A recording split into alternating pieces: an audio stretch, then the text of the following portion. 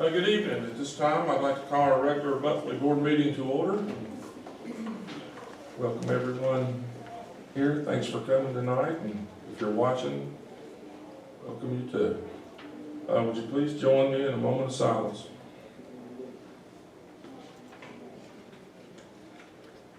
Thank you. This time we'll stand for the Pledge of Allegiance. Pledge allegiance to the flag of the United States of America, and to the republic for which it stands, one nation, under God, indivisible, with liberty and justice for all.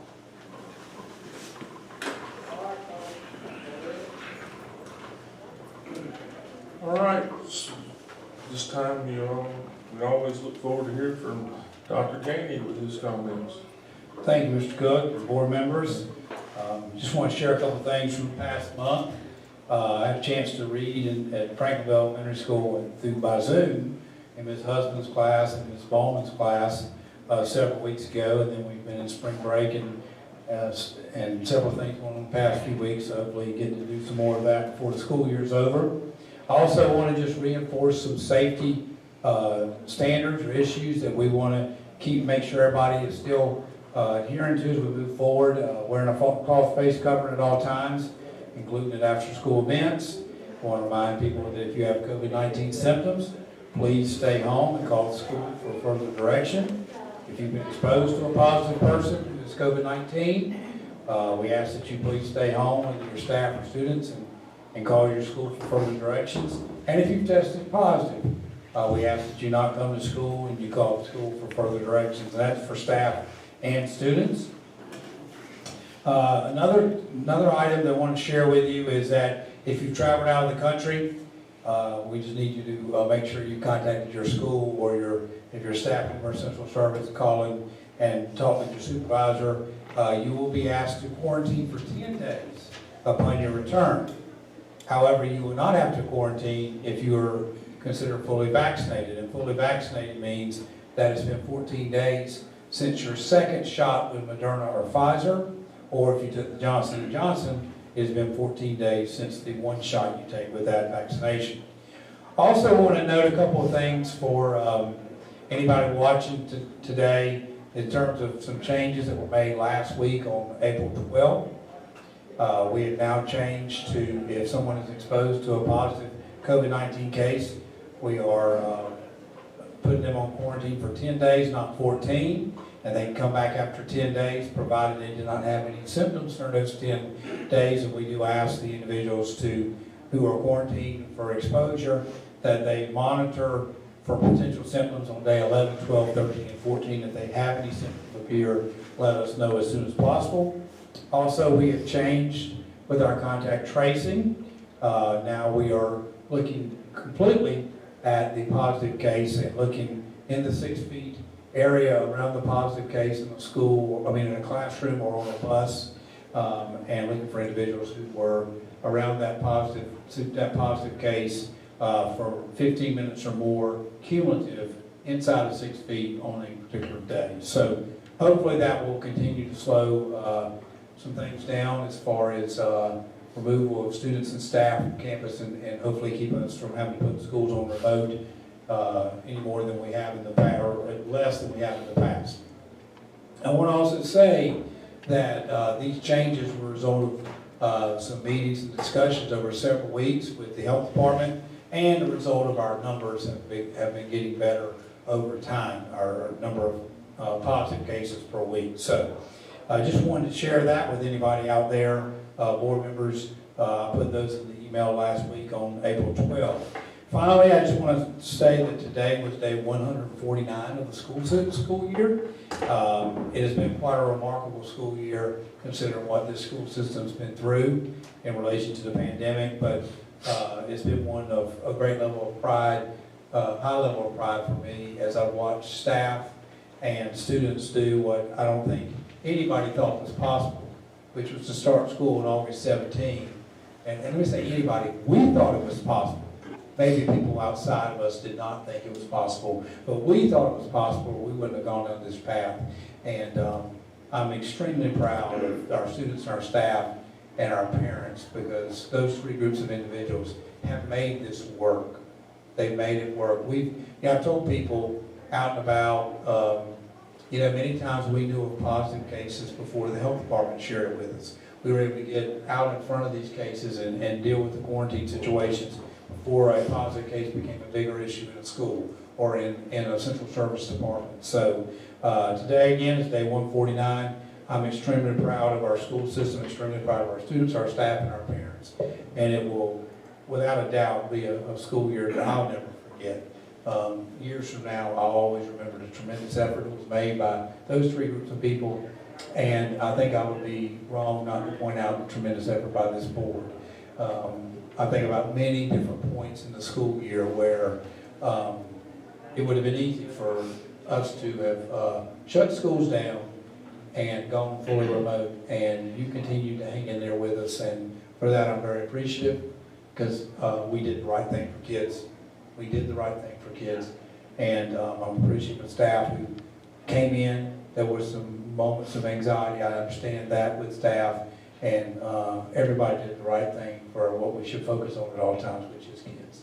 So thank you, board members, and thank you, staff, parents, and students, for a tremendous effort during the 2020-2021 school year. This concludes my comments. Mr. Cook?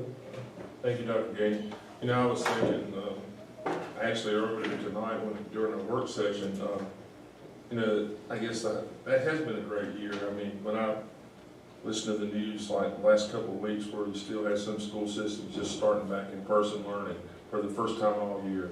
And I think how we started back on August 17th and made it that many days. And, people said you won't last 2 weeks, and we made it all year. That's something, that's a highlight. I mean, for Randolph County, we can, we were first with that, I guess. And last year, I'm thinking about when they said you can't have a high school graduation, and we did. That was, our high schools had the traditional graduations, and even 8 or 10 hours before Elizabeth, they were trying to stop us. And you know what? I tell you what, I said, I'm stop answering the phone. You can't find it, we're not doing it. We're going with it, and we did. And those are highlights. But anyway, I'm proud of our accomplishments. Well, Mr. Cook, I was like, teamwork, and sometimes we get away from a lot of things in society other than the real things that I think matter. And teamwork and sticking to a plan and believing in each other to make that plan work, that's hard. It's not always easy. If it was easy, you'd see it duplicated all over the place. But to me, teamwork, belief in a plan, and sticking to the plan is what's carried the school system through. And it hasn't been easy on anybody, and included, we look at our students, we look at our staff, but it's been some tough times for our parents too, in many ways, and they've stuck with us, and I will not overlook any group in the efforts they've made, because it's been tremendous. I can't, this board's worked real hard to just have a plan and stick with it. But Dr. Gainey, you and your staff, we wouldn't have made it through the year. There's no way the hours that you put in, the weekends you put in, you couldn't go out to eat, you couldn't go out and do most anything without a phone call, and you couldn't, you couldn't do anything. And because, we would talk late at night about it. I like to ride at night, and sometimes I'll talk to him, then I go to sleep. But actually, it's a big deal. It wouldn't have happened. If you had a lot of counties took the easy way out, but we took the right path, the only path. And parents, I'll have to say, several times, hey, so-and-so called, parent called in and said, this happened, and that helped along the way. I'll give parents credit, that was a big help too, but anyway, I'm proud of our accomplishment. We beat the odds. Okay, moving on, I see we have some young people back there that's going to be recognized, and I'd like to welcome you. Okay, let me do this first. Got carried away. Need a motion to approve the March 15, 2021 minutes. So moved. Have a second? Second. All those in favor say aye. Aye. The first mistake I've made tonight. All right. Okay. Now we're doing the recognitions. I knew that would get a response. After every board meeting, I can't believe you messed that up, you know?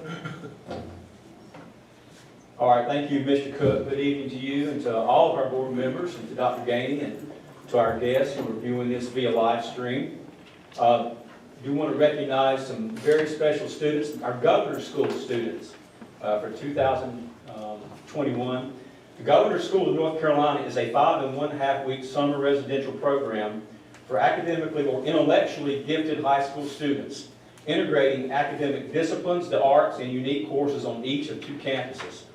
It is the oldest statewide summer residential program for academically or intellectually gifted high school students in the nation. The program, which is open to rising seniors only, with exceptions made for rising juniors and selected performing or visual arts areas, is located on 2 campuses, the Governor's School West at High Point University and High Point, and Governor's School East at Meredith College in Raleigh.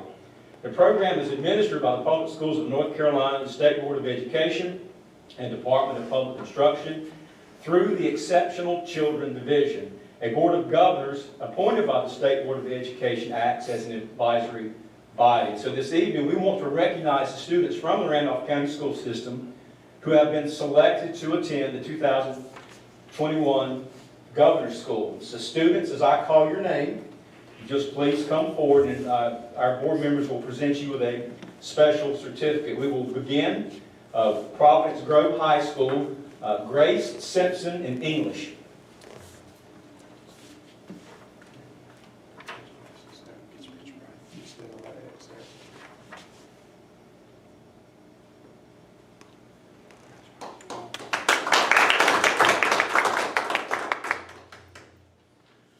From Randleman High School, Carlin Dotson in math.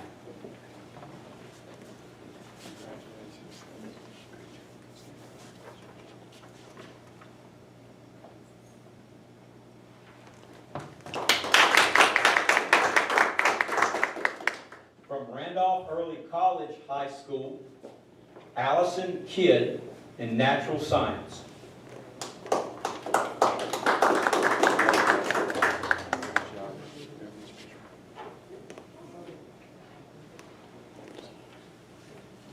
And we have one other from Randolph Early College High School who is not able to be here this evening. That is Emma Moon in English. From Southwestern Randolph High School, Kara Jones, choral music.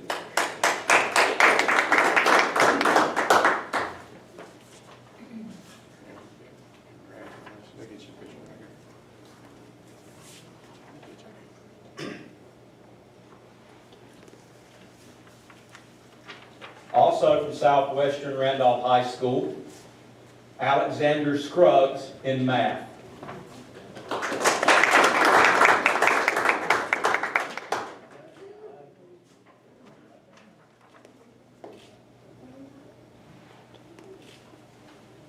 From Southwestern Randolph High School, Jillian Taylor in choral music.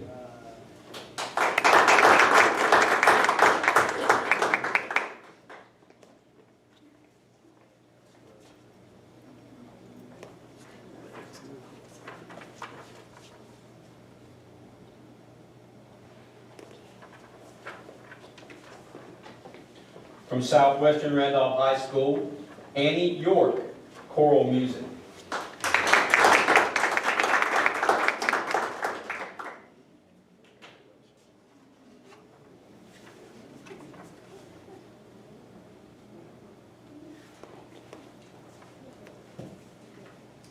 And from Uwharrie Ridge 612, Rachel Davis, natural science.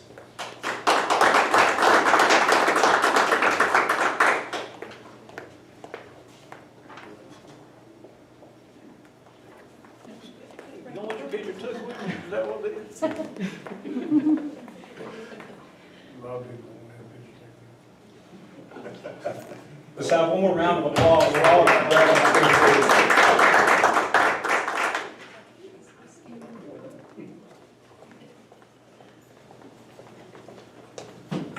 Congratulations to all of them.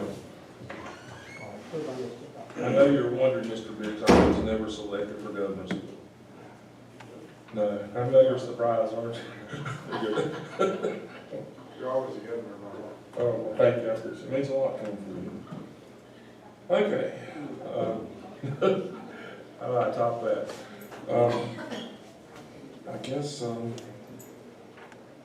public hearing on the superintendent's proposed budget. Nobody showed up, signed up for that.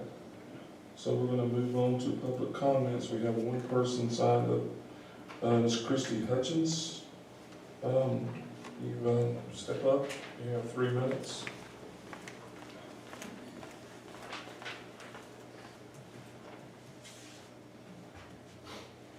Good evening, Dr. Gainey, Chairman Cook, and fellow board members. My name is Christy Hutchins, and I'm a 5th grade teacher at Trindale Elementary and a 21-year veteran of Randolph County Schools. I'm not one of those teachers that will complain or ask for frivolous things. However, I'm very passionate about this and needed to be here tonight to represent my 5th graders. I was very disheartened to recently find out that our 5th graders will not be able to have a DARE graduation this spring. The reasoning behind that decision was based on the fact that the 5th graders in the county that had DARE the first semester of the 2020 school year were not able to have graduations due to strict guidelines concerning COVID. We are under different circumstances than we were in December. The guidelines have lessened, and I do not think it's fair that our 5th graders cannot have a graduation due to circumstances based on December's COVID data. Since December, a lot has changed. Middle and high schools are attending 4 days a week, playing sports, and holding graduations. Temperature checks and the questions have stopped. Social distancing has gone from 6 feet apart to 3, as well as the county's 4th and 5th graders are required to eat in the cafeteria 4 days a week. So I ask you, if we were able to make the changes and properly follow new protocol, then why are we not allowed to have a DARE graduation? Trindale made suggestions to hold our DARE graduation outside, follow appropriate social distancing guidelines, and wear masks in order to safely conduct a recognition ceremony. We understand that parents may not be able to attend. However, that should not deny our children the right to be acknowledged for their hard work. This year has been really hard for students attending A and B days, being quarantined, and learning remotely, just to name a few. Our students have stepped up to the plate, accepted the challenge, and did their best. For some children, this may be the only recognition they get in elementary school, and they may not have perfect attendance, top academic honors, they may not score the highest on benchmarks or EOG, but to say they can't have a graduation based on the fact that there wasn't an opportunity to have them in the winter is not a valid reason. I think those schools should also have an opportunity to have their graduation sometime between now and the end of the school year. Our students have completed their online workbooks, written their essays, and have been practicing their musical performances. They need to be acknowledged for their time and effort. That is something that would make them better citizens. All RCSS 5th graders that have completed their obligations should be recognized. So many of the things they look forward to in elementary school have been taken away. Field trips, playing together on the playground, assemblies, and clubs. If we have learned anything from this pandemic, is that kids are resilient, kids are flexible, and kids need their social and emotional needs met along with their academic needs. I hope this will spark communication between the board members and Dr. Gainey to reconsider the decision made about not holding DARE graduations and give our 5th graders the same opportunity. You're fine. Thank you. Thank you.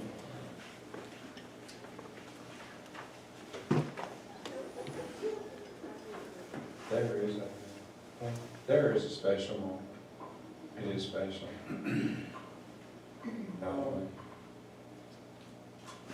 If ever. I think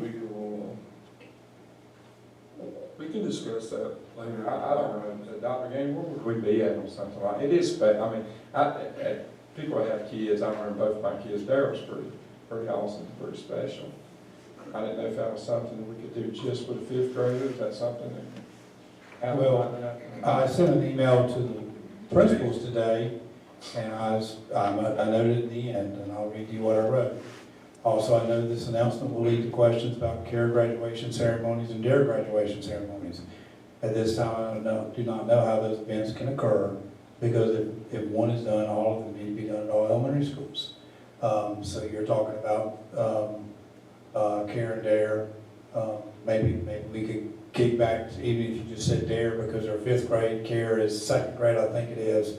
You're dealing with 17 events, so.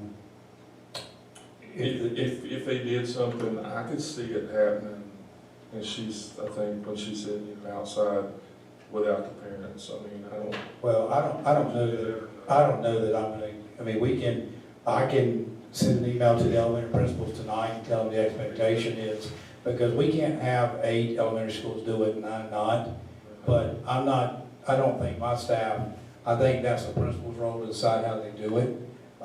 But as I was asked today about why we said the gym, is because that's really the only way to have some control of the capacity. I don't have any reservation about saying to the elementary principals tonight, and I'll do that it is the expectation now as a follow-up to my email today that they do the DARE or the care or both. I mean, the DARE and care, or just the DARE because it's 5th grade. But I think we need to apply the same parameters that were given to the principals today. Otherwise, we're just going to stay in this cycle. The gym, I noted the gym for assemblies because that's, you know, at some point, you know, I'm all about inviting the parents back to campus. They've been gone for far longer than I ever dreamed they would be gone, far longer than I ever wanted to be gone, but we are coming close to the end of the year. I don't know what the sheriff's department's They might not be able to handle that at this late date. so I don't know, but I would want to discount care, but to me, the dare at 5th grade is like, well, I will certainly, I don't know what y'all. I would certainly, if the board so wishes, I would certainly tell but there again, we need to be real careful here, because if 10 schools do DARE, it's not gonna be whether I want to do DARE or not. In my opinion, at this point, it's going to be, we're all in or we're not. This is where you might not agree, this is just my thoughts, and I hate it, but I understand, I was once there, part of DARE, it is important in the 5th grade, but back when the first half of the year was over, we were in a different situation, and you really couldn't do it. I mean, we couldn't do it. So now, if we do it and have to bring back all these schools, which would be the only fair way to do it, I think you have to consider, in all fairness, where the sheriff's department is in on this. You could be putting, I mean, may not have this, can carry this out either. I mean, I think that would play an important role, because, you know what, we didn't know where we'd be at this time. It's not really, I don't think it's really anybody's fault. I mean, you know, and you know what, it's hard to call it, you know, you're toward the end. I mean, you would have to schedule something about there. I don't know if you could really do it almost at this time. I mean, think about the days out there and all. I mean, you know what, I hate it happening like this, but I'm not sure I would promise anything that we can't fulfill. I don't know if you can. Between the sheriff's department schedule and the schools and all, I'm not sure you can pull that off. I guess my concern would be if some schools do it, some schools don't. I think that's kind of, so I don't know how. It's all or none. And that's why, I mean, that's why I'm looking at the email I wrote today. And I knew that question was gonna come up as I wrote that email. So I went ahead and put it at the bottom of the section on the elementary schools. If the board would like, I can direct them to do that. And tell them the expectation is, I don't see how we can, I really don't see how they can get care and DARE in between now and the end of the year. In all fairness. But maybe they have a better chance of doing DARE because it's 5th grade. But then again, I don't know. I don't know where the sheriff's department personnel is on this either. So I don't think we should just put, I mean, you can check and see if they can, but what the feel is, but I wouldn't wanna say we wanna do this and put the sheriff's department. I feel comfortable with, if you just kind of reach out to the sheriff's department, see where it's at. If it's possible, we'll look at it. If not, it's not. I don't know how everybody else feels. May not be possible. Just logistic. Are we talking dare and care, or just dare? Just there. Just dare. There, and you know, to me, it's kind of, you could kind of coordinate Sheriff Seabold, see, if it's impossible. And this is their last big step before they go, especially now going into the middle school. Yeah. They're from fifth graders to sixth. It was neat, I mean, it's neat, it is neat. Maybe work hard on your song. What do you think, Tracy? Well, I mean, since we're on something like this, it brings a, sort of like this, I got a phone call today. The situation with seniors, cap and gown pictures and their senior class picture. Where's that? I mean, this is just what I was told, you know, they told they couldn't do them. That Strawbridge or whoever does it, I don't think wanted to because it don't fall under COVID protocol. I know they did do the tux formal thing because, you know, each kid wears the same thing. But the cap and gown belongs to the student. As far as a group picture, you know, we've gone back to school, went to 3-foot distancing. So could we not set them in the bleachers and space them out 3 foot, 4 foot, where they could have that picture? So you get in the middle, if you do, it's just hard to please everybody when you're trying to do this. But I heard what you heard, it was the company. Yeah, I heard it was a company. This lady I was talking to back said she's talked to a private individual from the school she called me from, said she had an individual willing to come in and take the pictures. They took team pictures. I mean, This you know, the pictures have been so far down the road, school pictures so far down the road from way back in the year. I don't, you know, I couldn't even comment on that. I mean, you know, if it's a, Can he begin to comment on, where, you know, we did pictures, if I remember right, we did school pictures beginning of the year where students came and went from the picture side. I don't, the cap and gown, the graduation pictures,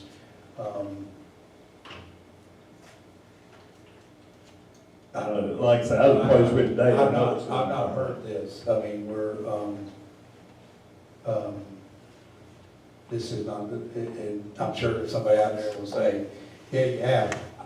You know, we've been battling this thing all year long, and just last week, we opened up 10 days exposure and set in a different contact tracing. So that's, you know, I said all this time that my number one goal was to have graduation on June 2nd, not July and August and all summer long.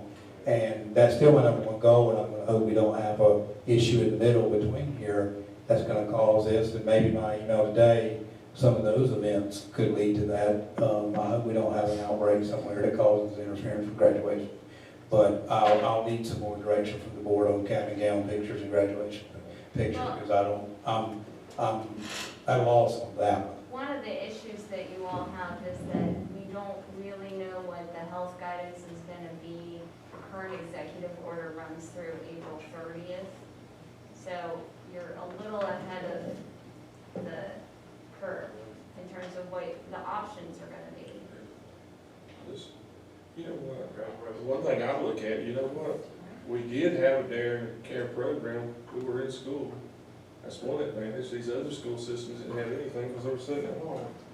Didn't have in-person learning, so, you know. Again, I think I have a fairly good idea where you're coming from this, but what is the reason it's like 17 or 9 as far as the Adair graduation? That's just my suggestion, Mr. Burgess, because I can't imagine, there's no reason, I'll leave it in the principal's hands what they decide to do. I guess I left today's email left it in their hands too somewhat, because I believe it's your campus to run, that's what we pay you to do, you run your campus. So I'm perfectly fine saying,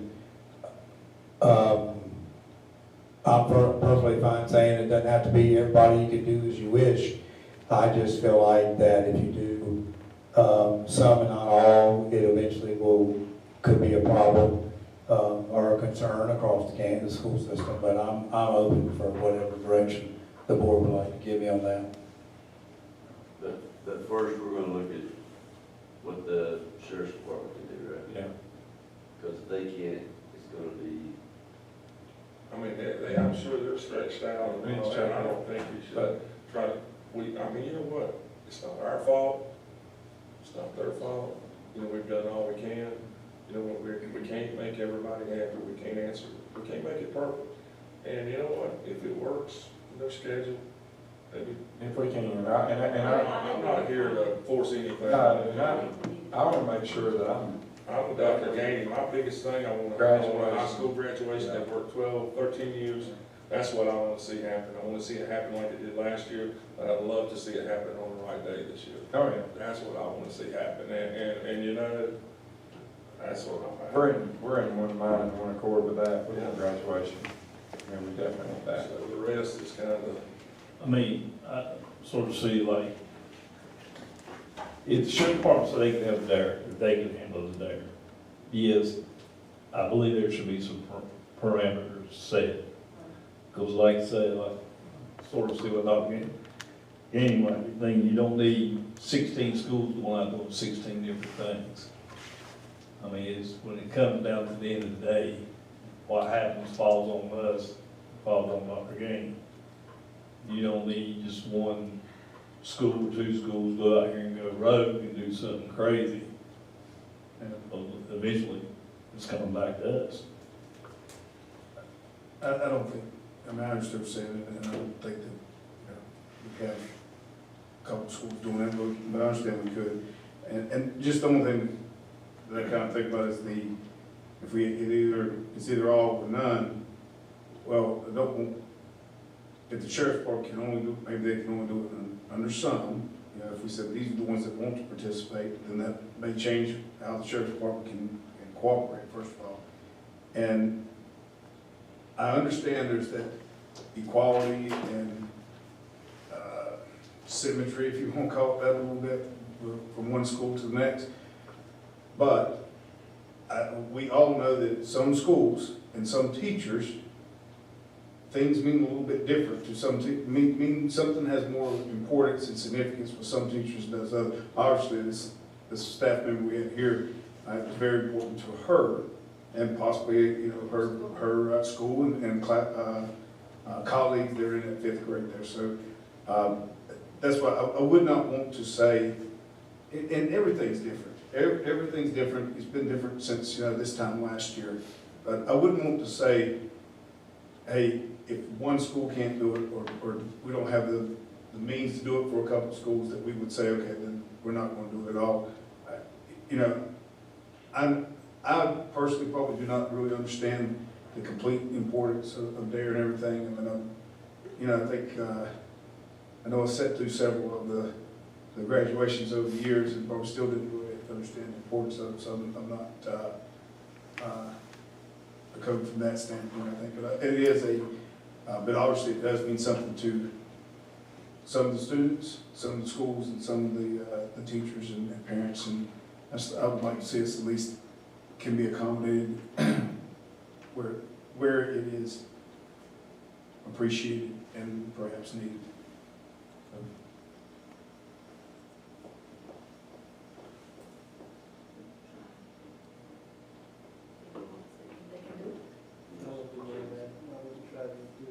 Cap and gowns and teams, but I wouldn't do it.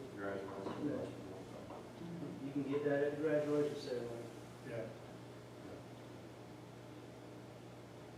Just, Yeah. but just talking about what we had here tonight, as far as with the public comments, I'm just addressing those. Yeah.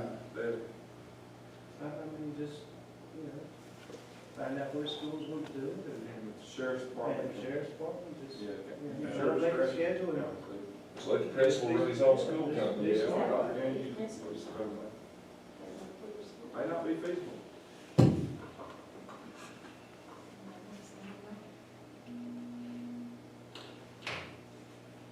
so we can do that. That's what they could do. Sure. So clear, this is not an action item. No, You're just no. giving direct. I mean, you can thoughts just and put numbers out there if it don't direction. work. So you would like me to ask which principals want to do it? If you want to do it, do it. If you can get the sheriff's department to do it, is that correct? If they're able to be there. If they can.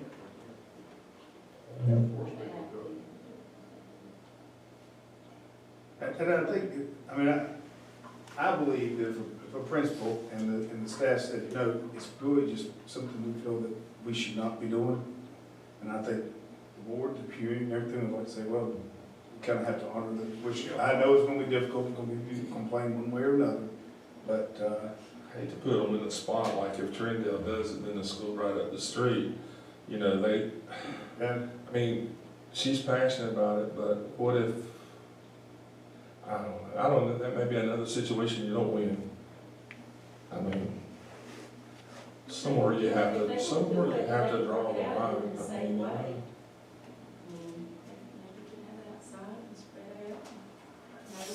Not knowing every situation of every school, you know, I think they could decide that. Now, I think today you did turn, which is fair, I mean, I get it, every little thing.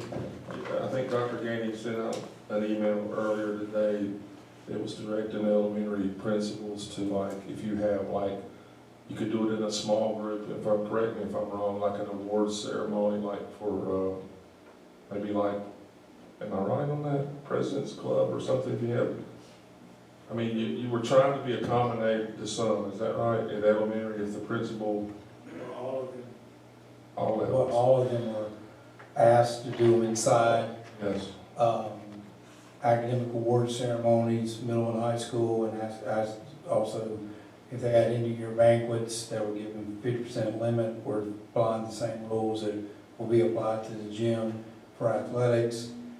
We had turned around and did the same thing for elementary, and we did say that participants, whether it be staff or students, would not be counted in the 50%, which is, it was just parallel to what we did with athletics.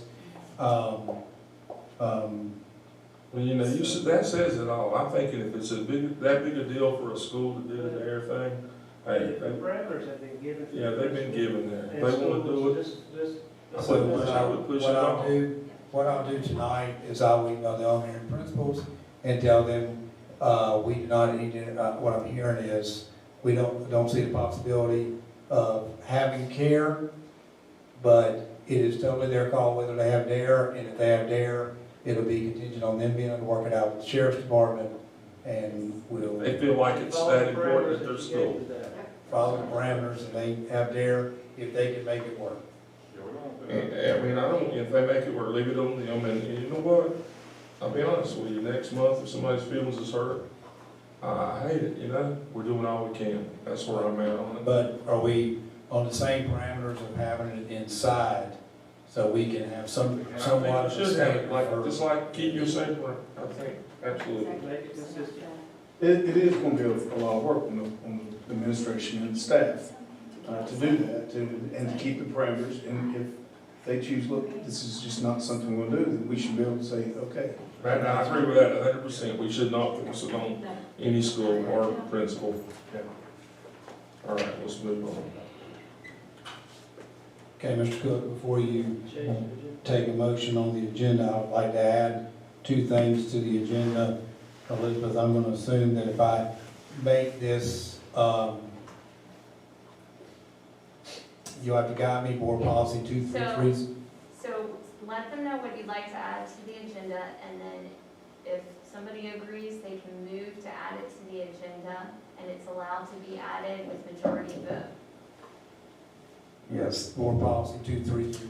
Before the, and then you'll do a second vote on adoption of the agenda. Okay. All right, board members, I would like to propose that we add quarterly student assignment update as an information item under superintendent's office / board of education section, and add update on Trinity Middle School as an information item. That will be items 3 and 4, same section. So I'd like to recommend we add those. We did not get to them during the work session, and I would like to cover those items if you can support that. So I guess at this point, We need a motion on my request, and then a second, and then we have to have it passed by a majority vote. I move to add those two items to the agenda. Okay, we have a motion, have a second. Second. All those in favor say aye. Aye. Opposed? Okay, those two items, we have 3 and 4 have been added. So at this time, we need a motion to approve the meeting agenda. So moved. Have a second? Second. All those in favor say aye. Aye. Okay. Dr. Dean.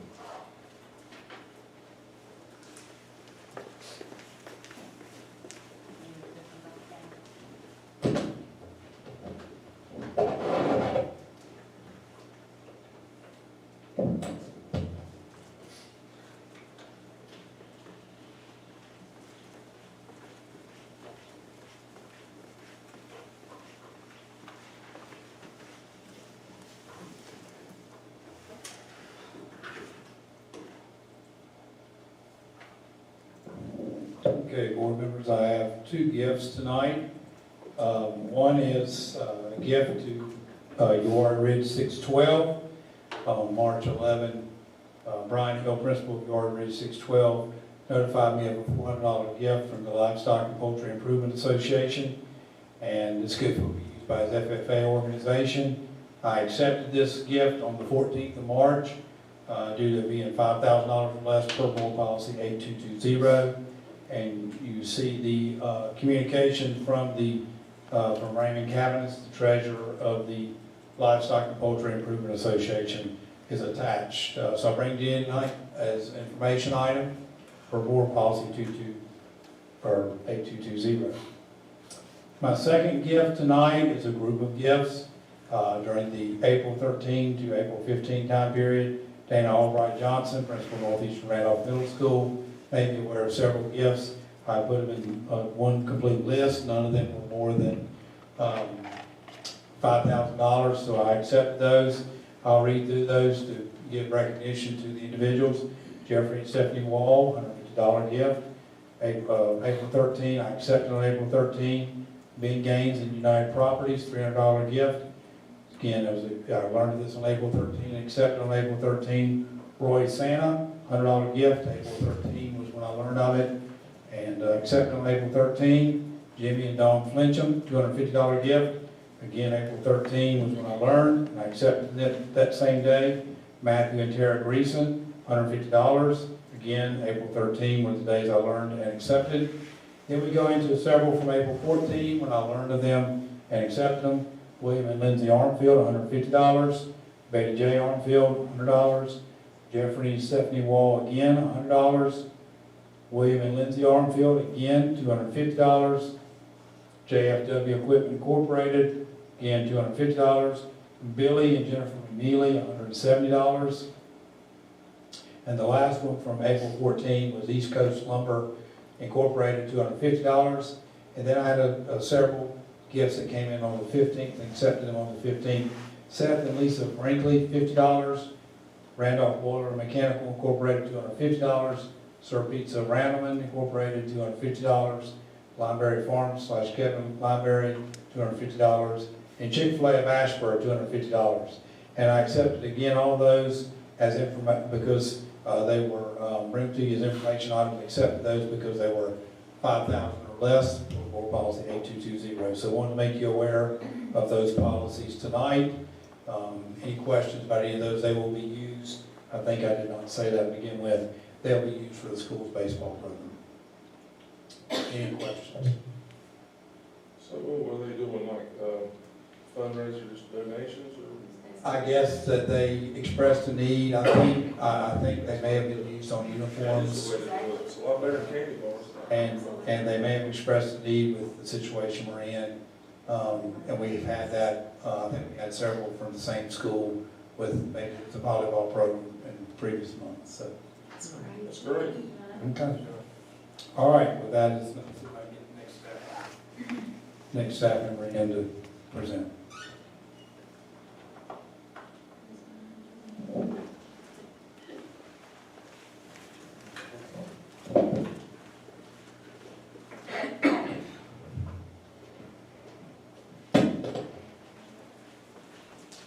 Good evening, Board great to see all you guys tonight. Tonight I'd like to bring to you the student assignment report for the third quarter.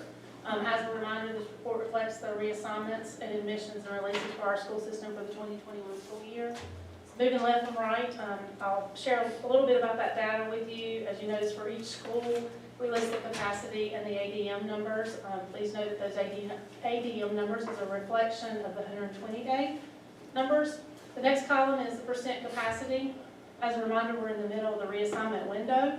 That column is really important during reassignment because, as you know, is one of our guidelines. If a school is at 95% capacity or higher, we deny requests to that school unless it's an employee's child or they already have a sibling that attends there. Please note there is an error on that. Archdale Elementary is currently at 94%, so it should be in yellow as a watch. I would, though, share that last report, Archdale was at 95% because that ADM number was at 364. If by the end of the school year that number goes to 361 as an ADM, it will return back to a 95% capacity. So that school is high, it has a high probability of being at 95% capacity again by the end of the school year. The ones in yellow are our watch list for capacity. So again, that column is used as a reflection as we look at reassignments for the following school year. The next column MUs is the mobile units. That's mobile units that are at each site for this school year. Currently we have 87. We own 67 of those. That number has been as high as 108 in 13-14. The next two columns represent the reassignments within our school system. So those that are assigned, that are domiciled in our school system. The plus is for those that are attending that school that are from outside that area. The minus section is the ones that have been reassigned outside of their assigned school. If you look at the bottom row, that reflects our school system number for reassignment. So currently, there's 998 students in our school system that are attending another school that they are not currently domiciled for. You would see those columns should always match because, again, that's just movement within our school system. The last columns are releases and admissions. So we currently have 403 releases for our school system, 358 admissions, which brings us to the very last column, our net number. The bottom right is a negative 45. That shows that we have, we've lost 45 more students than we've gained. I guess it's easier. We're at a negative 45 net, sorry. I will share that that number has been as high as 153 in the year 14-15. It's been as low as negative 10 in 18-19. Last school year, we ended at a negative 51. So we're currently at a negative 45, and that is actually the exact same number we were at this time last school year. Are there any questions about reassignments, assignments, or releases? Thank you, well, appreciate that information. And I will tell you one good thing that I'm thinking as we get ready for the new middle school in Trinity, that's going to make your job a lot easier because you'll know going when you leave the 5th grade, if you go to Trinity Middle School, you're going to Trinity High School. If you go to the Wheatmore, you're going to Wheatmore. So I'm looking forward to that clean cut split. That's going to be nice. That will be nice. Fred, you look like you had a question. Yeah, just kind of looking at the, of course, the last column, and is there, for a couple of those that are higher, and obviously there's one that is considerably higher than any of the others, is there a problem that we see at any of those schools as far as why we have such a large loss? Anything in particular, what that maybe? Not that I've noticed, no, sir. Nothing that really stands out. There's some historical things we've been working through, and some of the historical things will take time. When we started out, the first time we ever did this report, your bottom right number was negative 153. Right. We had a ton of students, way more students leaving the school system than we had coming in, and that was because we didn't have any student assignment rules that I could find when I came to 13-14. So 14-15 was the first year of that, and that's what I was going to make a comment too. Is for everybody watching tonight, we have student assignment rules, and they're in place, and we're all going to apply them. And it does, there's a lot of factors. The admission release issue. You can't have a address assigned to the Randolph County school system and just decide you're going to go to another public school system. by law, you have to have a release from us, and we're not gonna be real eager to give you that. Now, that doesn't apply to going to a charter school or a private school or homeschool. But should you go to one of those and you decide to come back to public school, you're assigned to us. You can't say, well, I went to charter for a while, and I'm going to Ashburn City, or I'm going to Moore County, or whatever. That's not how the law works. So likewise, you just can't come to us and say, I want to be a part of your school system, and not have a release from the school system you're assigned to. Your address is assigned, everybody's address is assigned to a public school system in this state. And so that's something we work with. Sometimes you may get calls about people who say, well, I'm trying to come to your school system, but they won't let me in. Well, that's probably not what we said. We probably said, we can't talk to you. Well, I tell you what we say. We can't talk to you till you show us a release from whatever school system you're assigned to. So we're continuing to watch this. There are schools of concern. There are numbers concerns. When you look at that percent capacity used, that's a concern, and we need to start going the other direction in many areas as far as filling up schools. So we'll continue to work at that. And, I'm sorry, I was gonna say, sometimes you have to consider proximity too, so if you look at the elementary, 90% of those are for childcare, family that works in the city close to, and they're getting closer to their parents. right, okay. And that's what I figured there's probably several factors that kind of lead to it, and just certain areas will probably hit a little bit year in, year out. But then also with the capacity, for something like a farmer or Franklinville, are we in trouble there with that capacity that low? It is a concern, yes, it is. It is a concern because just like we were at the Uwharrie Middle School back in the last year, it was a middle school, we had 330 students there. To make the program work, maybe costing more resources than the school actually would call for with the number of students. So it is a concern. Both of those are a concern. In fact, I had not noticed Franklinville till this report came out had gone down that low. We've had the farmer situation has been low. Trindale, when I got here, was low. It's grown somewhat. It was farmer and Trindale, if I remember correctly, were both around 300 students back when I first came here, and Trindale has grown some. So we need numbers to increase in several areas. Thank you.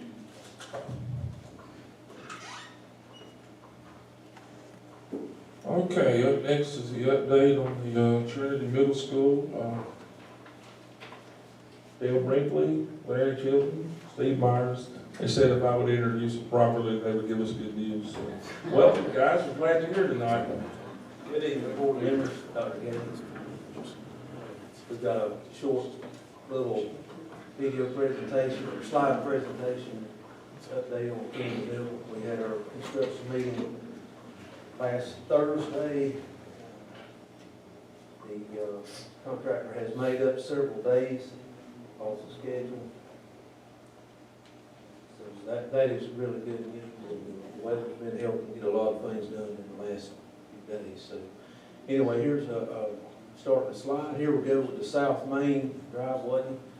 That is looking back towards the Rat Drive. The retaining wall's in, the curb and gutters going in, and hopefully within a few more days we'll be putting some stones there.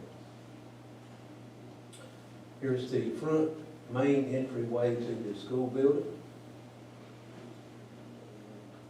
Slide. This is the bus drive on the north side of the campus, which is the primary drive everybody's using there. And that is the entryway there. And Steve told me a while ago that that yellow right there about midway of the camera there, picture, the metal work is on that. So that's been done since the picture was taken. All right, so now back to the front. We come in the front door and immediately hang the left, and you'll be into the main office lobby. And then that is the hallway going down into the offices and the workroom for the main office. And that is the actual workroom. Next slide. If we come on out that door and hang an immediate hard right, and there's a trophy case where the main entryway for the gymnasium. That is the concession stand there at the gymnasium. Here is a picture of the inside of the gym, a couple of pictures inside the gym. And again, Steve mentioned today that they were coming along pretty good with the hardwood floor. So, another picture of the gym. And that is an exterior shot. That would be a pretty shot if we had some green grass around and stuff. I don't think the photo. All right, here's the hallway between the gym course band areas, and they're actually doing the concrete grinding. It's about a 5-step process. It's pretty interesting to watch. Here we're in, have a view looking through the main corridor back toward the bus lot, so our back would be toward the main entryway of the school. That big long corridor right there is front to back, straight through. And here's a view looking toward the main entrance from, call it the crow's nest, if you will. Yeah, the second story, I call it the crow's nest. So there's one of these on each front and back. So what's that wall over here? What's going to be on the exterior of that wall? On the right over here. The cafeteria is to the right. Yeah, I'm saying, what's on the exterior of that wall? Is it going to stay like that? Is it going to stay like that or exposed? Yes, exposed like that. It's block and then it has sheet rock up high, with the Okay. structure steel, and all of that's exposed. Painted, of course. Yeah. But this will stay like it is. Yes, sir.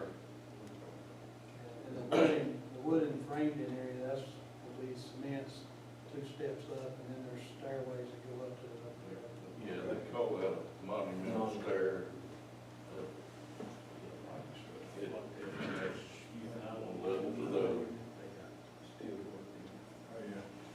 And here the covered outdoor commons area, the concrete is in place, and they'll be putting the doorways and things in very shortly.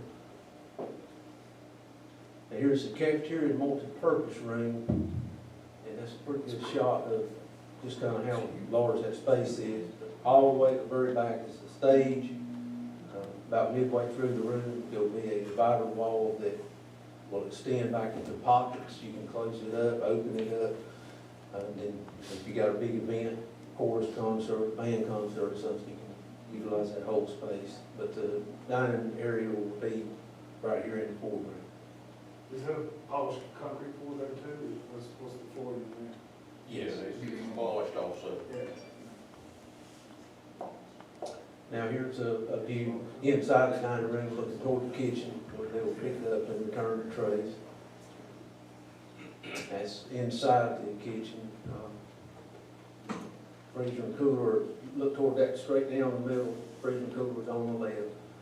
The appliances and stuff will be in later. Straight on through to the next view, out that door would be back at the receiving area. The concrete's going in place. Got a generator right here to the left, which is going to power critical building systems. It will not be an entirely sufficient off the generator building, but critical building components, freezer, cooler, exit, emergency light, they'll be powered by that. HVAC controls as far as the pumps. Keeping the water moving and heating in the building so it will not freeze. So here's a picture of the 200-400 wing. Brickwork's complete, windows are in. 3-5 wing is the other classroom wing that is basically the same as this, just a little shorter, don't have quite as many classrooms. And the brickwork is complete on it also. On it a little earlier, they are working on putting the frames together and getting those in. So. And that is the interior shot of the hallway. Pretty standard on the 3-5 hall also. And there is a typical classroom, and that's pretty much the state of all of them. Some of them have the ceiling grid in, ready to go with ceiling tile. Here are the chiller units for the HVAC system, and then that generator again in the far right. Next shot will be the boiler room, and the boiler room, the boilers and the chillers have all been fired, test run. Here are the steps to the mechanical room, the mezzanine upstairs, and the reason that it's near and dear to our hearts in the maintenance department is because when Wheatmore opened, we had a fellow employee that fell to his death, and so these are actual stairs. It'll be a whole lot safer for the men going up to work on the equipment and carrying heavy equipment up. So the next shot will be inside that mechanical room. And, a lot of building systems, but it's all contained, so it's pretty good layout right there, a lot of space in there. And then there is the technician from the controls company setting up the HVAC. And here is a picture of the athletic fields. Looking right there is a concession stand right close there in the picture. There is a picture of the massive retaining wall. That picture really does not do it justice, but that is a very tall, deep retaining wall that they have got it backfilled and working on grading and leveling the ball fields now. There's another shot of the athletic field retaining wall. And that is it for the pictures. It's an awesome site. I didn't know, I may have missed, I thought the concession stand, I didn't know we were gonna get one built, so that's good. Well, you're getting a shell. It's a shell, Yeah. inside, yeah, but that's great. And I think that's probably more than anybody in any other middle schools had. Yeah, I mean, I think it's great. Everything else probably has been done after the fact, over time by the others, so they're getting a shell, and then I think there's, Steve helped me with this, there's a storage and there's a storage component to that building too, if they, so it should help. That's right. But you know, here's what I'm saying to people, you know, this school looks unlike any other school in our county. And quite frankly, there's only one other version that I know of in this state, and that's Dixon Middle School. But, you know, times change, and we should be building schools different as time goes. You know, the newest school we have, I guess, is Wheatmore, right? Didn't Providence Grove open before? So we wouldn't, you know, it's what, 12 years after Wheatmore. Did Wheatmore open in 09? So there's going to be some, is it 09? There's going to be some things that are going to be at Trinity Middle School that haven't been in any other school. And then there's going to be other schools down the road. This is a fantastic facility. I hope the community will be very proud of it. They deserve it. I will say that. Just like, you know, I mentioned a couple of years ago, there was a school in southwestern corner, Southwest Randolph High School. They deserved everything we did in that stadium in here. Everything. Trinity High School deserved getting those wood bleachers out and those lights. And what I want to say to the different groups is thank you for your patience. Because we can't do things overnight, but I tell you what, this is one fantastic looking facility, and it's going to be beautiful for that community. And it's, I'm excited to see it open. And I appreciate these three guys. Have really done a lot of work. And Steve, thank you for taking on the role you did or have, because it's quite an enjoyment twice a month to have a meeting with the three of them and just learn from them. That's what I like doing. I learn from them. They know so much more about this area than I do. But so I just appreciate it. That's Larry. I guess you got some more things you want to share about the project, or I can jump in. Share that with a construction meeting, and we've all been pushing, and Dr. Gainey has made it perfectly clear that this thing not opening is not an option, and so they really picked up the pace from our previous construction meeting and was able to close up some things and really make some headway. So it's going to be a busy summer for them and us, trying to get the thing stocked and people in their place. But backing up is not an option then. So. Let me ask you a question. There's a word on the street that you guys called yourself like the Four Horsemen or something. You took your ties off and you went over there and said, look, Dr. Gaines was with you. This school's going to open on time and the date like moved back a month. Is that true? basically. I mean, you went from August to July something. I mean, that's pretty impressive. The sky was pretty blue today. Yeah. I'm impressed. So you guys, you feel good about it starting on time? I was gonna go on record, I know that, don't you? The official date they gave us, that ran that thing over to us was July 1st. That's great, that's what the public wants to know. Ryan, the bottom line, they scared them to death. Yes, I understand. Laid the law down, we're gonna open the school. Yeah, and it is. Superintendent went with him, man, I mean, this is big. Well, the other piece, Y'all doing great. the You're other doing great. I piece, tell you what, I stumbled onto that school one day. We had a meeting here, and I'm at Topsail Island, and my wife's sister lived there. And I pulled up, and I saw that school, and I turned around, and I said, that's our school. Down in Entryway County, it is unbelievable. And now you see it, just from seeing it in person, and riding around it, and now seeing what we're doing, it's unbelievable. Appreciate what y'all doing. July 1st date is July 1st, that's what the community wants to hear. They want to hear it because There'll be a lot of, yard work and You'll still have grading and stuff like that, but they want to hear that. that's the date they gave us in this very room last week, so. That's great. oh, and just know that the fields won't be done July 1, but also, as we said, in January, we're not playing on the fields next year.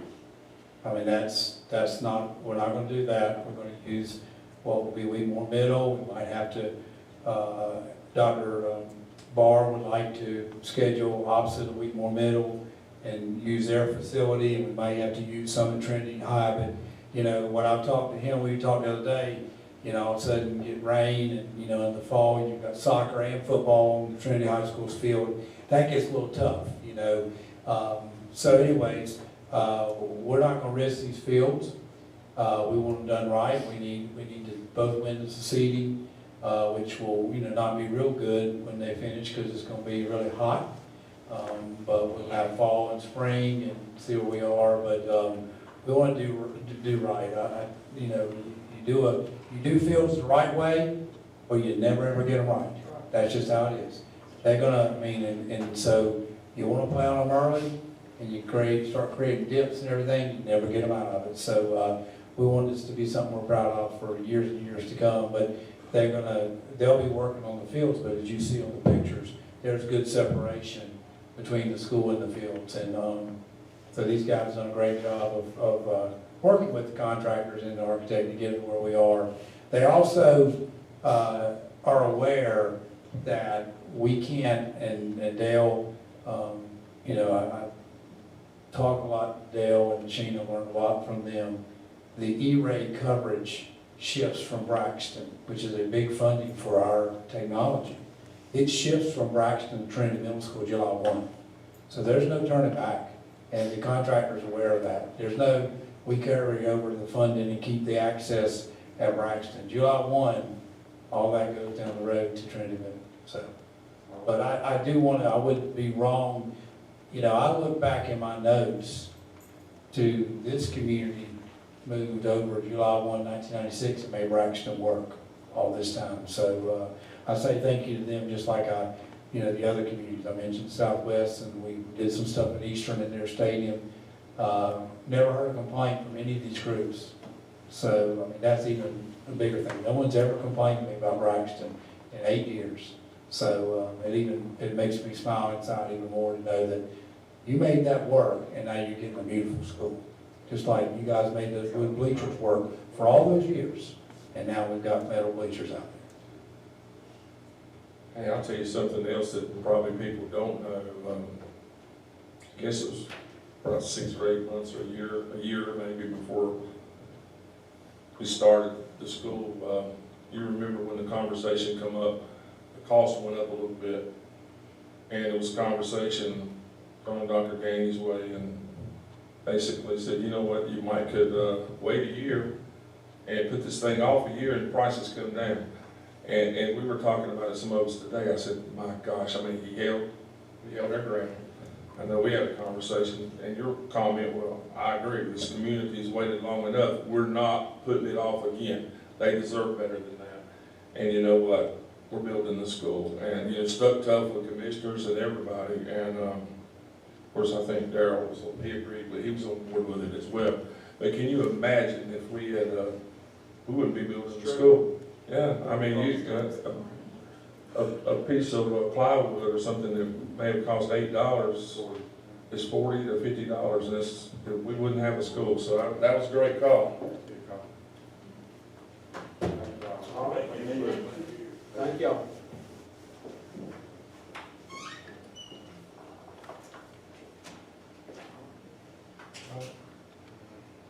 There are guys. Thank God. One was seen you. I am next, right? Start beating who you ever left. That's good. All right. Good evening again, board members. So tonight I'd like to present some information regarding installment payments beginning with the 21-22 school year.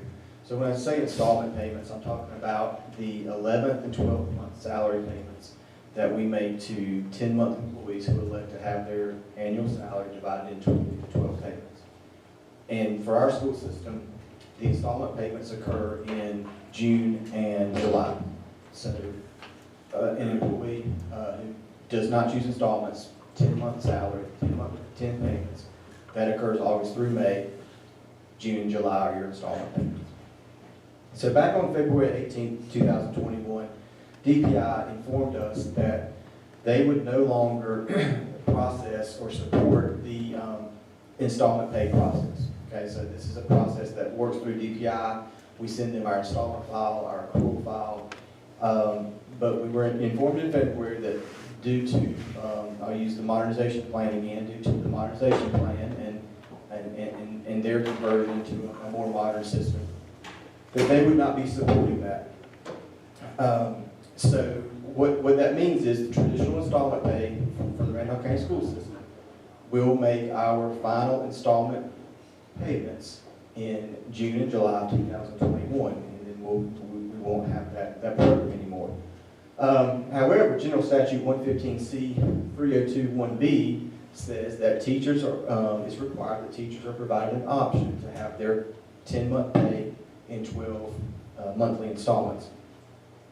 There's some legislation out there, it's House Bill 159. There's several different things in House Bill 159, but one section has some new language in it that basically says LEAs may fulfill this requirement of having a 12-month option out there for teachers or for 10-month employees. They can fulfill it through a payroll deduction plan. And I know that our North Carolina Association of School Business Officials, the director was heavily involved in this process, along with some representatives from DPI in the school business area. So basically what that language says, what that language means is that specifically for the State Employees Credit Union, we have a payroll slot for the credit union. That's the only, per general statute, that's the only banking institution, financial institution that we can have a payroll deduction for. So we have that already set up. So basically, an employee has always had the option to have a monthly deduction from the credit union, paid to the credit union each month. And as long as this new language goes into effect and is approved, then that will serve as a 12-month option. They would set a portion of their check aside, it would be at the credit union, and then they could pull that out in the summer. The credit union specifically has what they call the summer cash program. It basically works about the same way as just a regular deduction does. So the way it boils down is employees would have two options. They could sign up at the State Employees Credit Union with an account, have that payroll deduction come out for a certain amount of money that they would use for the summer for their salary, or they can work with their own bank. If they're not a member of the credit union, they don't want to set up a separate account, they can work with their own banks. We've called all the local banks in Randolph County, and I'm sure pretty much every bank can do this. Just have a draft between checking and savings that they would set up on their own. That way, everybody's on direct deposit, it goes to your bank, and then you have that recurring monthly draft from your checking to your savings account, and you've got that money set aside. So those would be the two options for employees next year in the Randolph County School System. And so, and we're fully prepared to answer all questions. I know that when we send this information out to employees, we're going to have quite a few questions. 3,000 calls. Yeah, and so we're prepared to handle those. I'm going to, the information I'll send out, I'll try to be very specific and give them all the information that they need, but of course, they can call us. And a lot of questions will be, well, how much do I need to set aside and that sort of thing, so we can definitely help them with that. We do want to make it as painless as possible for the employees, but really at this point, with DPI not supporting it, these are the two options that we have. So, well, the first question that comes to mind, I know it has nothing to do with Randolph County Schools, but why did DPI do this? Well, you know, I don't know, but I think DPI took it. They probably were looking to get out of the installment business, and maybe this was a good time to do it. But I don't know, but I understand what you're saying. Yeah. All right, and the second thing, so if I have a deduction of well, just do the easy one, the health insurance deduction. So is that now, it comes out in 10 with, what's that? What we will do, and I feel like this will actually be a little bit easier on employees when it comes to any deduction, whether it be health insurance or flexible spending account deductions, cafeteria benefits. We're going to prorate those over 10 months. See, currently with just take the state health plan, for example. Currently with the state health plan, we start prorating in January. Okay, so a little bit more competitive check January through May if you're not on installments. With cafeteria benefits, we double up in the months of April and May. That sometimes can be a hardship for employees, especially if they have a lot of other deductions. June and July come out in May for cafeteria? Yes, we cover the summer months in the spring, basically. And we do run into inevitably every year we run into a problem with a few employees that actually end up having more deductions than they have net pay to get it from in the spring. I think this is going to alleviate that problem for sure. So yes, we will be prorating the insurance premiums from August through May. So a little bit more will come out, but it's not like one big hit, or more coming out second half of the school year or in the spring. We're going to spread it out over the course of the year. And if an employee comes into the company, starts their employment in the middle of the year, we'll prorate it out if they, based on when their effective date is of insurance coverage, or if they leave, if they resign in the middle of the year, then typically we would owe them money, so we can refund them that premium because we've been deducting a little extra all along. And there are quite a few school systems that already do that. There are quite a few school systems that, even though they have installment pay up till next year, they have always prorated their insurance like that. We just have kind of historically done it, health insurance January through May. And so, have the staff, have they already been notified of this? Or I didn't want to notify them until I notified you. And so this week they'll be receiving information.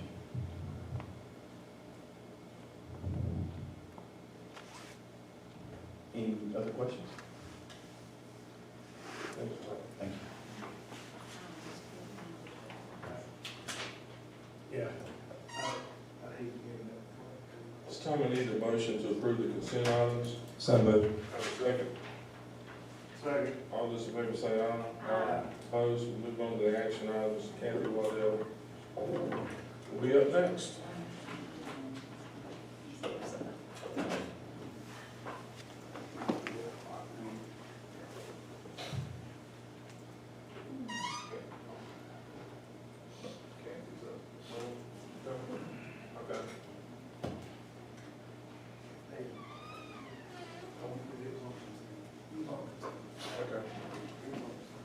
Oh, you're good. No, you're good. Okay. No offense.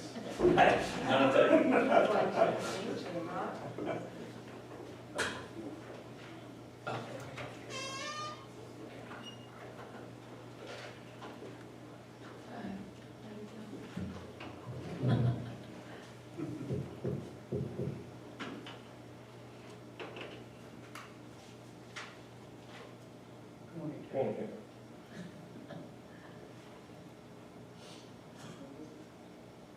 Did I mess up? You guys,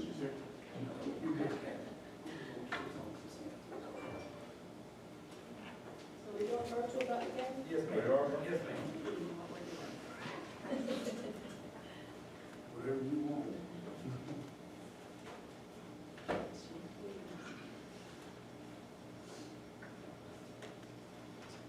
It went so fast, I didn't.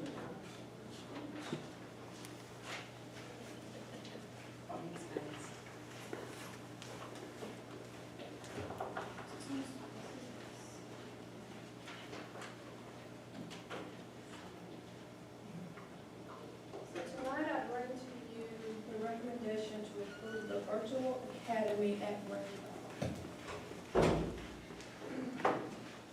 Leadership in the Randolph County School System is requesting approval to open a K-8 virtual academy named the Virtual Academy at Randolph beginning August of 2021. Based on our preliminary data that we collected through the survey, 424 parent respondents would choose the virtual academy option for the upcoming school year. In an effort to support the needs of our students, families, and the community, this becomes an attractive and viable option for the Randolph County School System. The academy would operate under its own school number. We are currently seeking space to house the school staff.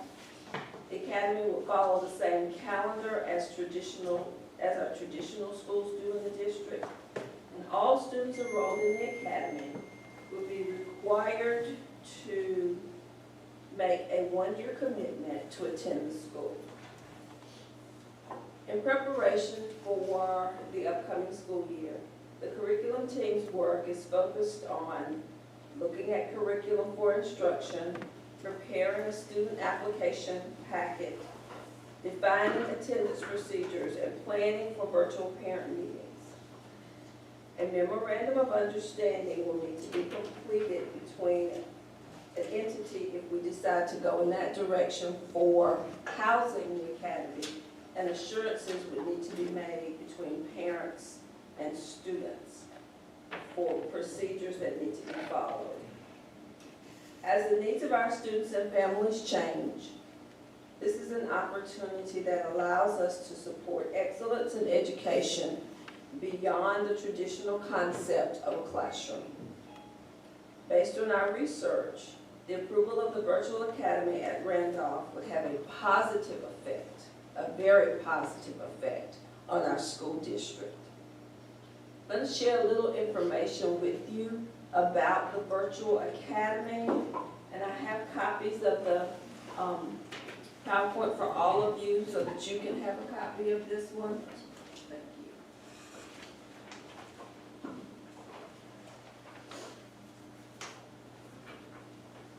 We are very excited about the possibility of a virtual academy.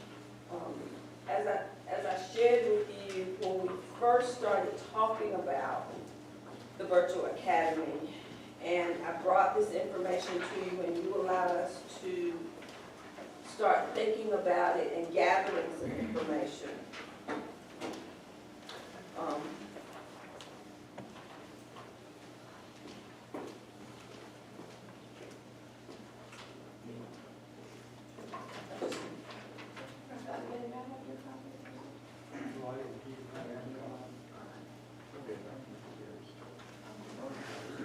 I'll get my line up there. Okay, that's all right. So our proposal is that the virtual academy serve kindergarten through 8th grade students. Okay? And I've talked about the survey, how the academy would operate under its own number. And we currently have already gotten a school number, so we have that number. We're looking for space to operate. And I've already told you about the one-year commitment that we would like for parents and students to make concerning the virtual academy. The academy would have its own principal, teachers who are dedicated to the academy based on the number of students who elect to attend, a data manager, a counselor, and a technology coordinator. And because it is virtual, we need that technology person on staff to be able to troubleshoot and ensure that all of the student technology is working well, but all of the staff technology is working well. Virtual Academy expenses. Todd, you want to talk about this one, or do you want me to go? You can if you want to, I'll jump in if I need to. Okay. So Dr. Gainey and Todd and I, and we've had some conversations about what are the expenses and what would that look like for the virtual academy. And I'm sure that's present on everybody's mind, so let's talk about that. So we have a principal with 12 months of employment, and that annual cost would be $14,100. 10 teachers, 10 months of employment for 20 teachers at $1.5 million. A 50% guidance counselor for 10 months, $30,000. A technology technician, 10 months, $19,000. A data manager for 11 months at $43,424, with an annual personnel cost of $1.616814. Any questions about that particular slide? And board members, because we would be under a school number identified by the state would provide the months of employment for the principal. All we'd be applying is, all we'd have to pay for is the local supplement. So that helps us because we've gone this route. We're not trying to do something inside of school. We're doing something as school number 32. Isn't that good to have that number? I mean, you're Yes. supposed to have that number already some places. The research shows, I think, maybe there was only 14 other standalone with a school number in North Carolina, what they saw. I think, Mr. Cook, a lot of schools jumped out, school systems jumped out and said, we're going to create a virtual academy. When they in fact did not create a true virtual academy in the sense of that is a standalone entity. It is another school in addition to their school So system. they missed out on And that. that helps on funding. Yeah, they lost all that, but the number being a real recognized school. Remember when we did early college? I remember that.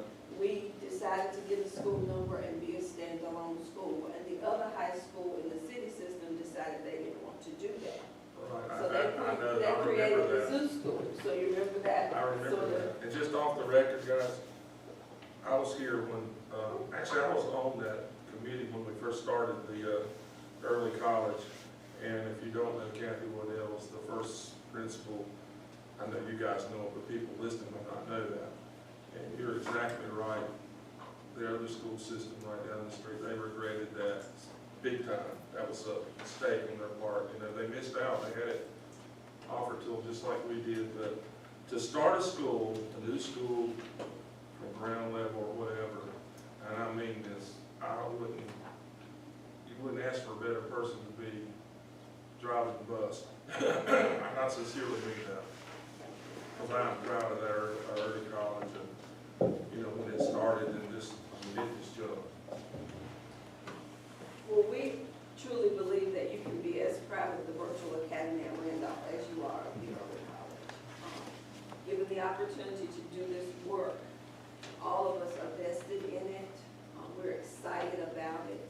You probably really are. I mean, I bet you this is like energy for you. I mean, because I know how you dreamed about that early college. It was awesome. So the next, the continuation of expenses is for the technology, the purchase of technology for students, because we want to supply each student who joins the academy with their own Chromebook. But we also have to provide teachers with that same kind of equipment, Chromebooks, cameras, and screen, computer monitors, and all of the things that you would put in a classroom that our teachers have worked with this year in order to deliver hybrid instruction. We have to put those things in a virtual academy because teachers for and with students. There's a reoccurring technology fee there because we know we have to replace technology. You don't just buy technology one time. There are reoccurring fees, so that $40,000 is there. Curriculum, whatever curriculum we decide that we would like to purchase, we estimate that cost to be about $150,000. Teachers will need furniture wherever they are housed to be able to work. And the total one-year cost would then be $1,986,814,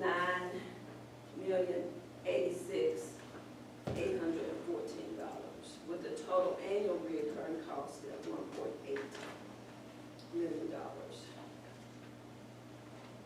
So if tonight you make the decision to move forward with the virtual academy, our next steps would be to continue to work to acquire a curriculum that supports K-8, to prepare a student application packet because we need to get that out to parents, develop our attendance policies, and make sure that our statement of assurances between students and parents are ready for the virtual academy. What questions might you have? We still don't know where, right? I'm sorry. No, we still do not know where yet. I got a question. So if Yeah, the kids, in a place, that's not even. if a kid's at Random Middle, and he decides to go to the virtual academy, I know something that people's kind of concerned with, is Random Middle, are they going to have credit for that kid still? Or are they going to lose that kid and now they're going to look at losing positions? Anything like that? We're going to use money outside of the money we currently use in schools. Obviously, ESSER, probably going to play into this will be ESSER 2 and ESSER 3 money, which is the abbreviation for the relief money. As we talked earlier in the work session, we'll use the ESSER 1 money to fund the summer school program, and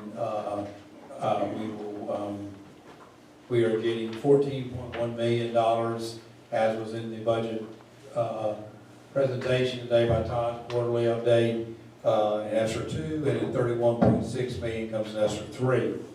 That relief money, in my mind, is to be used to help us reinvent ourselves as we come off of the negative impact of COVID-19. And this is one of those examples in my mind.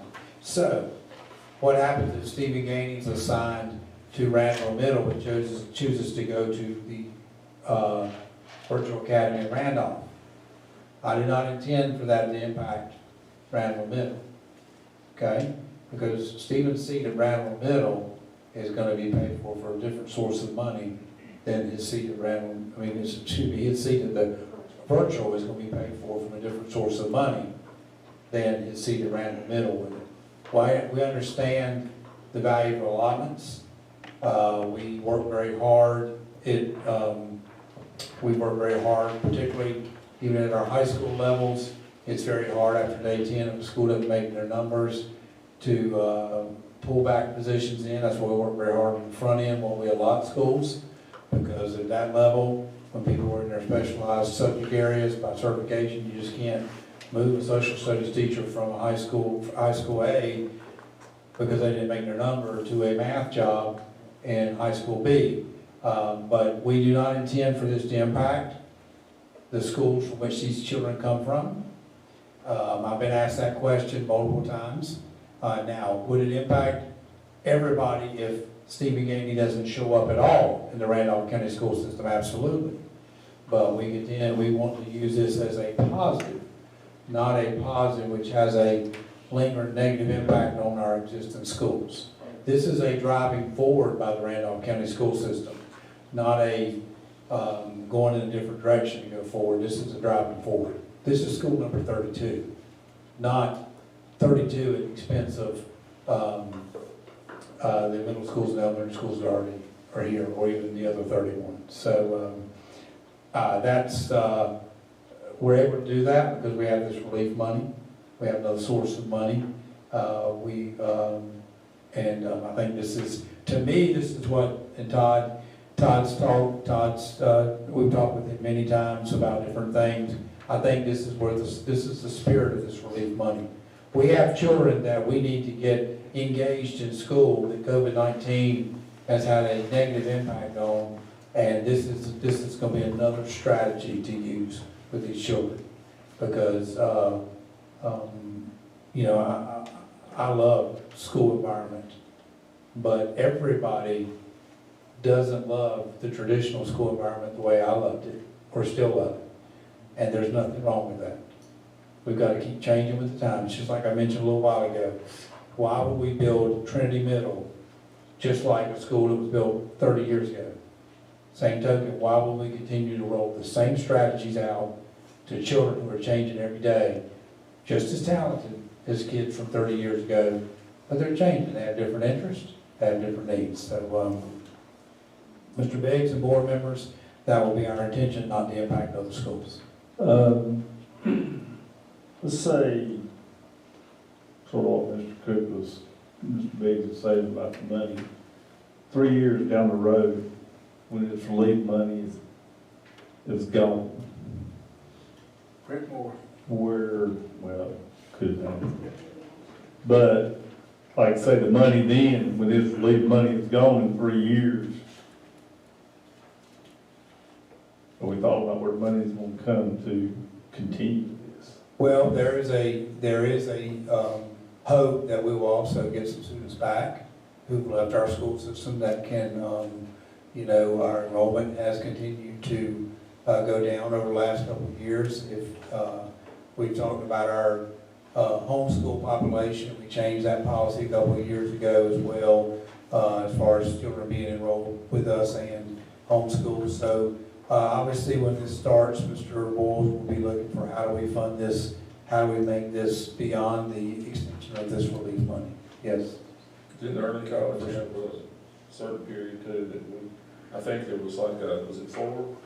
Early college began operating under a grant funding, and the grant funding slowly went away. You know, we built that school with 100 students to start with, and from that point on, it continued to grow. So that will be a challenge. I mean, it will be a challenge, but the flip side of this is, I don't think we're gonna get away from this pandemic in the next 6 months or 12 months, and if we don't do something, and I know there's people out there right now, I can say it 10 times a day or 100 times a day, this ain't gonna affect my school's allotment, okay?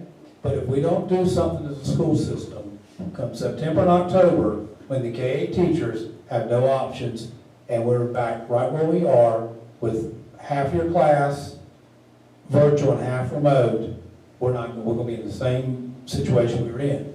You know, some schools we gave the elementary schools the extra position. Some schools, just because the way things fell, they had enough kids in one grade level, they could pull them all to that teacher.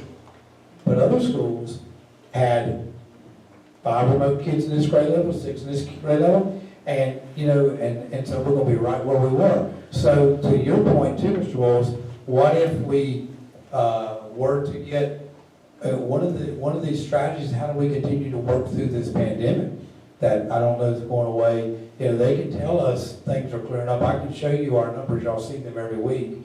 They're getting better, but that doesn't mean that all these children. You know, I don't know that the numbers. I kind of gave up on the survey, Kathy, to be honest with you. And I think I told some board members this. You know, I think this is part of leadership's taking a risk. And I think this is a risk the school system needs to take for not only COVID-19 impact, but where we're moving forward. You know, we have taken very calculated steps during my time here.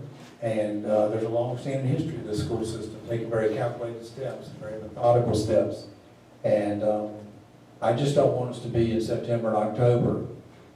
We couldn't do this last year this time, but I don't want to be September, October 2021 with our teachers teaching both situations if we can help it. High school, they have 4 avenues. They have CCP, Career College Promise. They have North Carolina Virtual Public School. They have Apex. They have Island. If I have a child that wants to be totally remote, I think after my experiences in the high school setting, I think I can use those avenues to make a fully remote schedule. I'm pretty confident in that. So I just, is there a risk here? Yes, there is risk. Is this a risk that I think we need to take?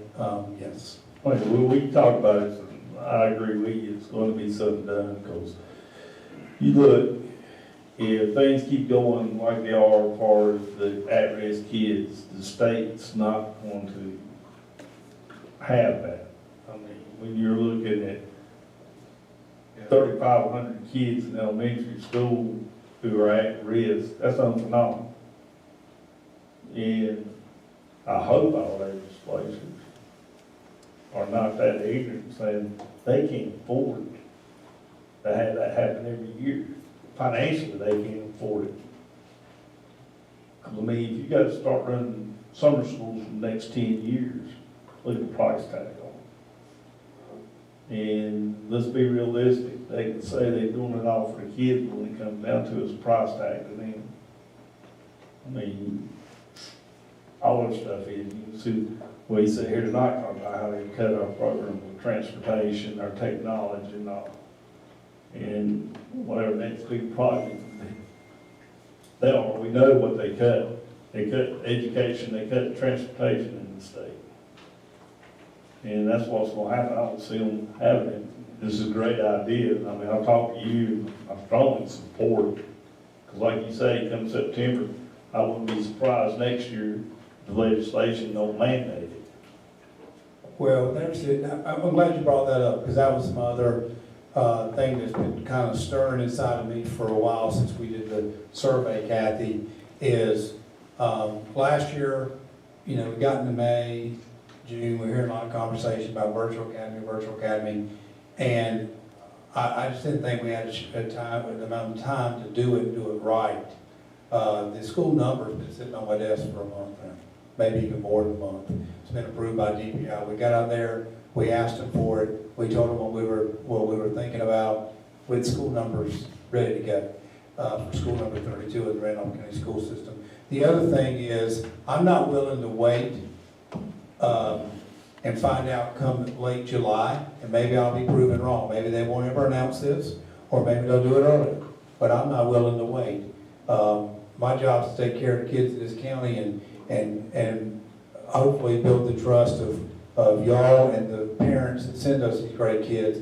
And to get told in late July that we have to have a virtual option for every child and not have something ready, I'm just not willing to wait on that. And you know, you saw how late in the game last year we got told we were starting school 5 days earlier. I mean, it was like, you know, and I was just I'm going to speak to something beyond this school right now. I'm very proud of what we've done activity-wise in this system, because, you know, I think early on, what are we going to do about the child who doesn't come to school? You know, or they will be able to play on these teams and be in this, and we're past that. Randolph County school system's past that. We really quickly figured out how to deal with kids and make sure their opportunities were there. We're good. We're good there, and so I just feel good about where we are. I mean, you know, we did the AB Day thing. That was great. It wasn't the choice we wanted. I mean, it's worked somewhat, but it has not worked to the degree it should have. With all virtual academy, that puts it back on the parents. That puts it back on the parents to make sure their kids do their work and stuff. You know, I deal with kids every week, and I stress to them, you know, you need to do your virtual stuff. And I talk to the parents, and they know a lot of the kids wasn't doing the virtual stuff. And that's why we got such a high, you know, number of kids at risk. But with this virtual academy, and the parents sign up for it, it's their option, they sign up for it. It puts it back on them. They don't put it totally on Randolph County school system, which a lot of people try to put it all on us, but it goes back to a parent's got to be a parent. And to me, it's a great idea. I like the word you used, Mr. Bowles, when you said option, because it is all about options. We live in a very mobile and diverse society where people are moving in and out of the community for different reasons. And when they know that they can find an excellent education for their students inside a building or in a virtual academy, we become a more attractive school system as a whole. When we started the early college, we were one of a few. We took a risk, but we became an attractive place for students who otherwise wanted a different look at high school, and that worked. And I think through the virtual academy, we can become an attractive option for families. Maybe it's a family who travels a lot. Well, if their student is in the virtual academy, they can travel with mom and dad and still be a student in our academy. We just don't live, there's nothing about this upcoming school year that is going to be exactly as it was when we left school in March. We have changed. Our school system needs to continue to change and grow, and the virtual academy would allow us to do that. Yeah, I see Randolph County doing it, see Randolph County doing a good job, and I say after next year, you'll see other schools jump on board with it. Might as well be first on one more thing, don't you? That's right. It's no use to have companies sitting out there making money off our kids, giving them, education, what they're guaranteed to get by the Constitution. I mean, One more quick question, and I'm gonna ask for a motion. I got a couple questions for you. Yeah, all right, we're going to motion yet. Real quickly, I wanna ask this one. Can you, middle school, if you're tied to, like Radwood Middle School, for example, 7th, 8th grade, your virtual, sports, We'll have to talk to them and just see where that goes. We won't have the, the high school rule is,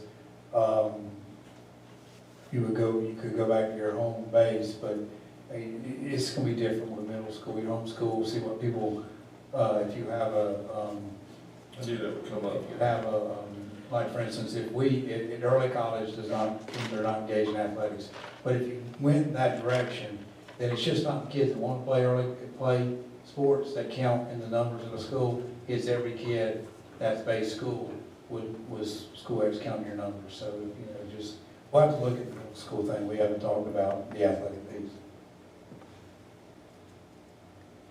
Any questions? Yeah, the homeschool, let's say people that are homeschooled, are they gonna get the advantage? I mean, the parents may want them to be virtual in this academy instead of them actually homeschooling. Are they gonna be allowed to come into this virtual program we're offering? If they have our address, one of our addresses, That's that's what I'm saying. yeah. So there's an avenue of possibly gaining some students back too. What is the, on these numbers, what's that based on as far as number of students? 350? 350? What do you, I don't know, follow your question. The position. You gotta know how many students you have. We based it on 350, I believe, is that right? Yeah, we based it on the number of survey, there was steps of survey results, was it not, Kathy? Yeah, it was 424 on that. Okay. But the 424, what was the question? Because you're asking, will these 424 parent respond that they would choose it? But what I'm hearing is we still have a lot of details we don't know about. And is it going to be 424? Is it going to be 350? Is it going to be less? And it just seems like That's why I said a couple weeks ago when I talked to board members and talked to you about where I was with it, the survey results are survey results for a guesstimate and for us to budget. But as more time progressed with the survey, I contend the survey numbers may be lower. Since everything's going to affect this summer if we were to have a spike in the pandemic, the number of teachers we hire will be based on the number of students that sign up for it. So, you know, we have no commitment from anybody right now. It could come in at 100 kids, it could come in at 100 kids, it could come in at 500 kids. It comes down to from my end, that, you know, we need the survey numbers, we can to show you a potential cost, but it's the principle of the matter and it's the strategy that's maybe more valuable than survey data right now to me, and having another school choice option for our kids, and especially in the situation we're in with the pandemic. And you know, I think this is a clear indication. Staff members asked us to listen to their concerns, and this is a response to their concerns.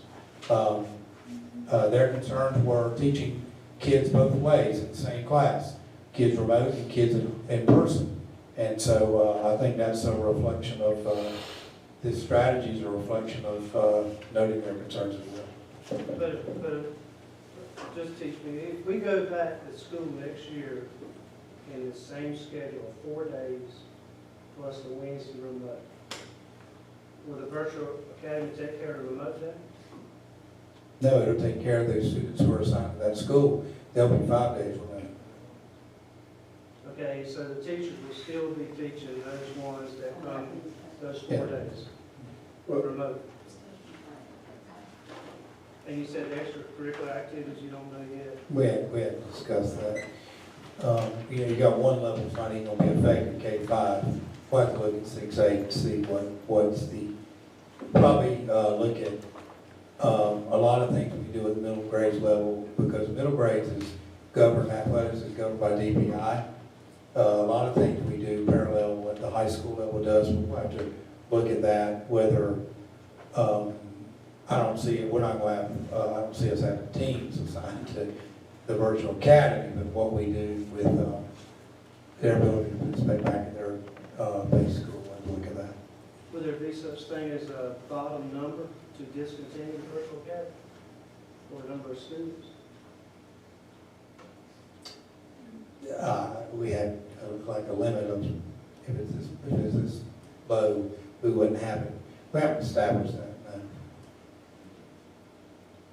And Part of it is if you want to give value to the survey results, when you look at the number that you have, the number you got, the last thing I had was 300 K5 and 106.8.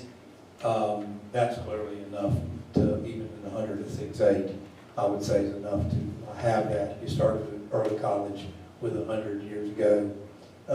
I would say, I could think 100 would be enough. We felt like the numbers were enough. And to clarify, there is a statutory process to close the school, so it can't be set up just to automatically close. no, I wasn't thinking that. I was just thinking, you know, like for these people that you employ, if it gets down to a certain number, will they be guaranteed a job somewhere else in the school system? Or, Well, it's just a matter of, it'd be a matter of if there was a job available, and I mean, we've always done that with displacements. You know, when you look at those positions there, Mr. Cutler,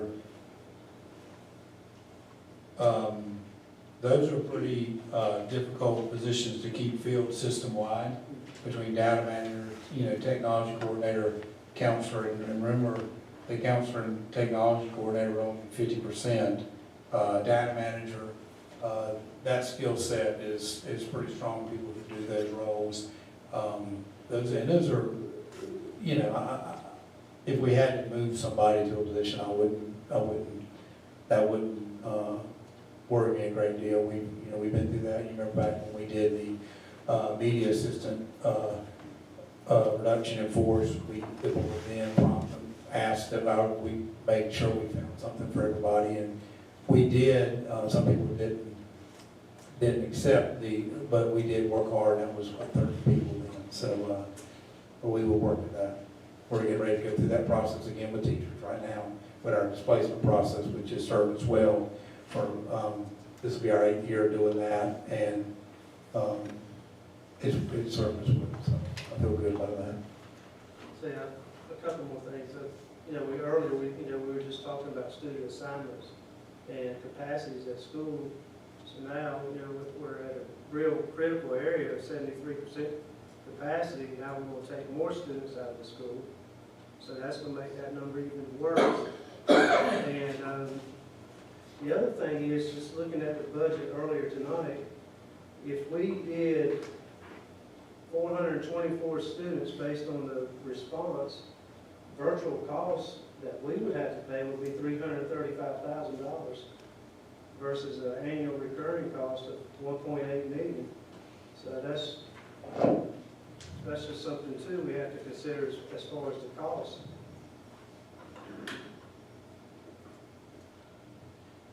Todd, explain that last part, the 334. We paid $790 for virtual schools Oh, okay. for students, and if you take that by 424, it's $335,000. Okay. And then you're looking at 1.8 million every year to keep this school open.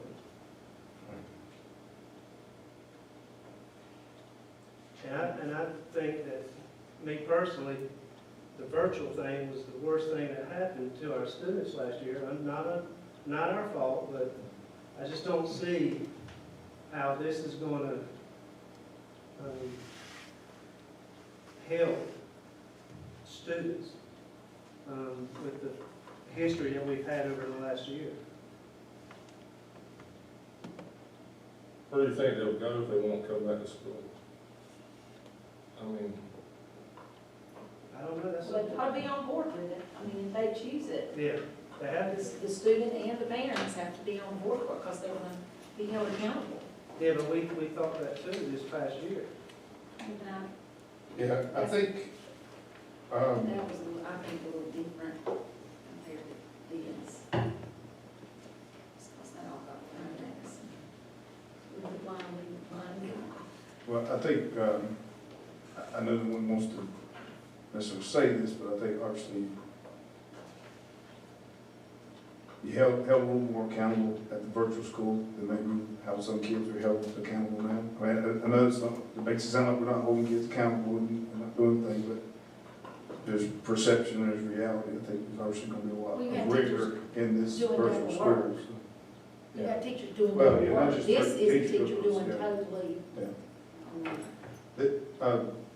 I have a couple of, I'm sorry, Tom, anything Yeah. that you, one thing, and currently seeking space to house the staff for the academy. I assume it does all have to be in one place. It's not like we've got space at Farmer because we're 55% capacity, you can't use. Hey, we're gonna put the 3rd, 4th, and 5th grade out there or something. It all has to be in one place. We're gonna have one space. All right, so what does that look like? Is that something we have to rent space, or is that, we got space in our facilities here somewhere? Kathy's had conversation with RCC, see if they have any central location for school system. If that comes in, we'll have some kind of MOU in place. That's going to depend on whether Dr. Shackford has any available space. If not, we'll use available space in one of our buildings. As you see on the student assignment report, there's plenty of available space, just trying to get something kind of central to the county, or the school system. So, but we are going to have a physical space for the staff and for them to work from every day. So, more to come on that one. No, we don't anticipate paying for a space. No. Is there a number, minimum? Okay, minimum number that was kind of answered for. So as far as this, through this ESSER 2 and 3, I guess is where we would have the funds for this. Is there any funds that would not, any cost, at least, this first couple of years here, that we would foresee that would not be covered under ESSER or anything like that? I don't foresee it. Okay.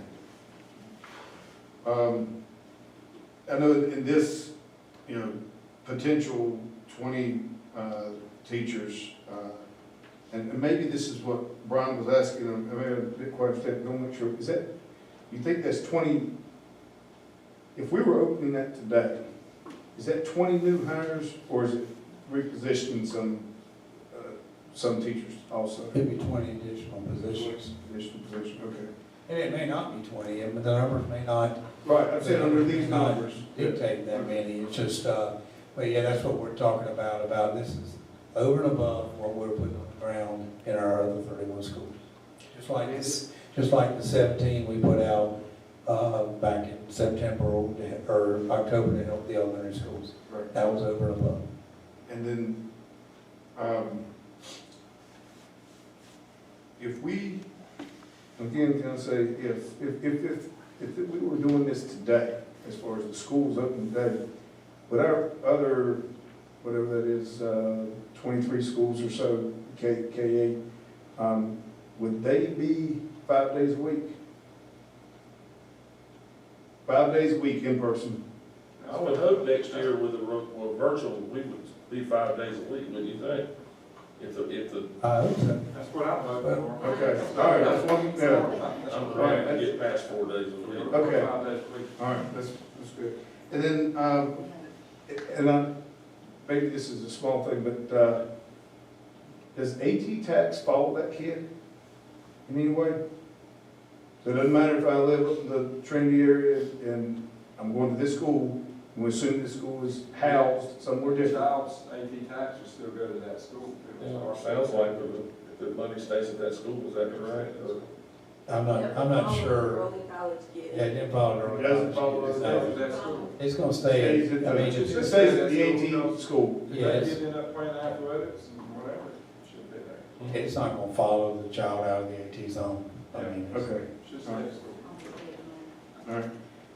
we haven't had any discussion with them. I mean, I know, We have this is, no- this we have no may not thought be a of big the- deal, but. we had no thought of the AT tax council doing any funding. I guess, just to be clear, we looked at it as a non-AT tax council school or AT tax school.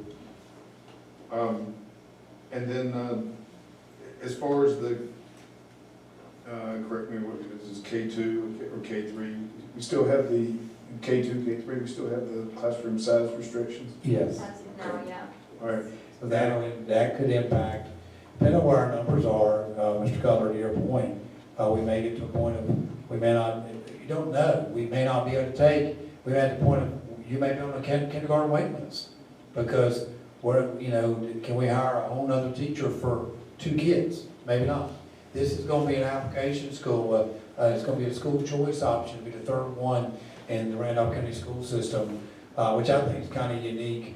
I don't know what everybody else's percentages are, and I really don't care about all the other school systems, but this will be somewhere around, and I have a math degree, and I know 3 out of 32 is not really 10%, but it sounds pretty close to me. And for us to be sitting at a time that we've been through in some of the budgetary situations from the state level, I think it's pretty unique to have somewhere around almost 10% maybe of your schools with a, and I'm sure there's somebody listening saying 10% is not a big number, but it's bigger than the one we had when I first got here in 13, 14. We had 1 school choice option, now we have 2. And we're getting ready to have, by the way, we haven't called it this, but we're getting ready to have our second one-to-one technology school. We haven't called it that way yet, but that's what it will be, one-to-one technology, between that and your Ridge. As far as what the school system's playing, I know that some of the elementary schools have been able to use their monies, and some of the AT tax schools have used, but I'm talking about from a school system initiation of a one-to-one technology school. This will be our second one, or would be. You might tell them that last week. Out of K8, how many kids was total virtual this year? Ooh, Beth, do you have that? Beth's got that report somewhere. It's come I down. think she might give us some. It's come down considerably, as time has gone. Well, I know when she gave us that last report, it showed some come down and some come up Yeah. on different grade levels. I want to say I was at a middle school today, and this may be wrong. Because with the COVID, it'll be here next year. But the other The side state of it still is, gonna make you offer that total virtual. the other side of it is, are there students we've lost along the way that didn't want the traditional setting who may see this and say, and that was along those lines a couple of years ago when we started I Learn, And when we started out in Randolph, writing our own courses, and also some of the revisions we made in the past to, let me see if I got that. Board Policy 4132, which is participation of homeschool students. I remember we made some changes there. That was a Tracy, I lot. think it's gonna be about 1,700 students. I think that's K-12 though. K-8, high Okay. school was 1,741. And Mr. Cutler, to your point, I think the middle school I was at today, I think the principal said he still has 118 remote, all remote students. Because if I remember right, he said 40 in one grade, you know, and that's since we've come back 4 days a week. Right, and we're hoping that number drops next year. But if it dropped in half, still you're looking at 800 kids. And the state's gonna make you, I'm about to bet you a nickel to a dollar. If we go back 5 days next August, they still gonna make you offer that virtual. Cause of the code, especially if they're sending you money. That may be part of the reason why some of the money we've been sent, had the amounts we've been sent to. Well, that may be part of the motivation between, that maybe, to me, might be part of the motivation behind that large amount of relief money we've been sent. I mean, if we had this virtual academy and we still had to offer virtual again, yeah, it would defeat the purpose to even have a virtual academy. I don't know what the, rules will be, of course, in August, but the way that these folks in the state are thinking about this is if you have any kind of virtual option, so if you had a virtual academy, then that would satisfy that requirement. And you wouldn't have to have teachers teaching both remote and in-person. Yeah, that's the, But both remote and person at the same time, or both remote and person, like, way we're doing now, 4 days? no, if you Either want one. remote, you're gonna go to this academy. If you have an So if we have obligation this, to we're going offer 5 days. remote learning, All right. and you have a virtual academy, then you've met that obligation. No, you're asking a different question, Mr. Burgess. You're saying, okay, what I'm saying, if the kid wants to be 100% remote and we have this academy, that's where, okay? Now, the other, separate of that idea is, or separate of that issue is whether we're allowed to go 4 days or 5 days a week next year. Yeah, so So like to Tracy Mr. said, Cutler's comment, if they, yeah, if they Mr. say, Cutler's comment is if in person at most we can have 4 days, then the 1 day remote would still be on but we're allowed to have 5 now, for those, correct? So I mean, yeah, we could have 5. but they said you could have 4, the reason this board chose to have 4 is because if not, we were gonna have them having to teach double duty, like you said, Sharon. That's the reason we went with 4. Huh? That's why we went. That's why we ended up with 4, but that's what I'm saying is Here thought 5 next year was we're 5, but we have nobody, nobody. we have nobody remote in a 3rd grade, 5th grade, 8th grade class, See, whatever. one thing with this virtual, I'm thinking, this is just me, and tell me if I'm wrong. I'm thinking if we go with this virtual academy, if you're going virtual, you don't want to be a public school person, that's where you go. We don't do that other anymore. We don't have a teacher doing. Basically, remote I day, don't we're think not we doing should that. have a teacher doing that thing at school like that if we're gonna do this. I think you either take it or you figure out another way. That's what I think you do. I don't care. That you either take this option, that's our option. That's what we're doing. No teacher in any school should be teaching that classroom in person and doing I think you're on the chase. That's what I think. So, That's the plan I'm for. Well, I'm ready to make a wait, motion. I got just a couple quick questions. One, Yes, sir. and this is just more maybe information, I think I know how we're going to do it, but, can you have, just for demographics, you can have smaller numbers, obviously one grade to the next, but can you have a combination that is, a 3rd, 4th, and 5th grade? Or is it just 2 grades that most you have? What's the, If you do, yeah? you have to, the way class size rules work, 3rd, 4th, and 5th, if 3rd graders occupy the majority of the class, swings the entire class, Under first third grade, Okay, all along with the teacher. right. You have to be careful. We do it with some of our easy classes Mhm. have multiple grade levels within those, and they will count towards whichever grade level has the highest number of students. And if you come out with equal number of students, they go toward the lowest grade level. So, and is that just because the third grade has the class restrictions? I mean, fourth, Yes. there's no restriction on fourth and fifth? Right, there are no restrictions on fourth and fifth, but the way the class side rules read in the SASA manual is that you have to look at the population of the class, majority rules, that's where it swings to. So if third grade was largest, it's gonna swing to third grade.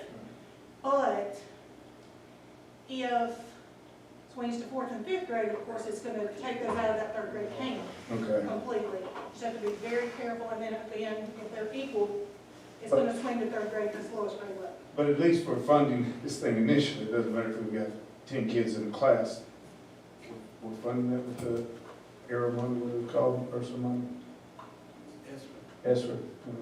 Yes, money. Yes, sir. Yes, sir. Yes, SCR is the acronym. I Yeah. can't remember what it stands for, but. Right. But I mean, as far It's as, federal relief. I understand, but at least initially, if, you know, if you only, and this is kind of like, you know, talks in the small numbers, if you had a small number of students to begin with, it doesn't matter that you have a teacher with a seventh grade teacher, for some reason you have 15 students in the whole seventh grade, then we would have the funding obviously to cover that, you know, under the current funding schedule. Okay.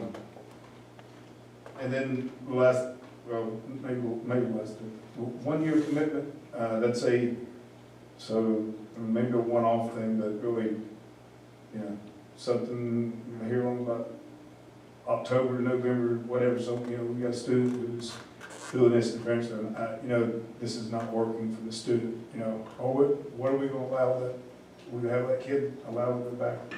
No. I'll make a commitment to this for the year. Okay, all right. And do you ever see, I'll make sure, so if I sign up, we approve this, and I sign up for the virtual academy, I'm there for 21, 22, okay, okay? It's not, we're not revisiting it mid-year, we're not revisiting it come spring break. as long as they know, I don't have a problem with it. But, you know, That's another piece that is, you know, we were very flexible and are loud and clear from our teachers that children coming in and out of the classroom at all levels has been very difficult.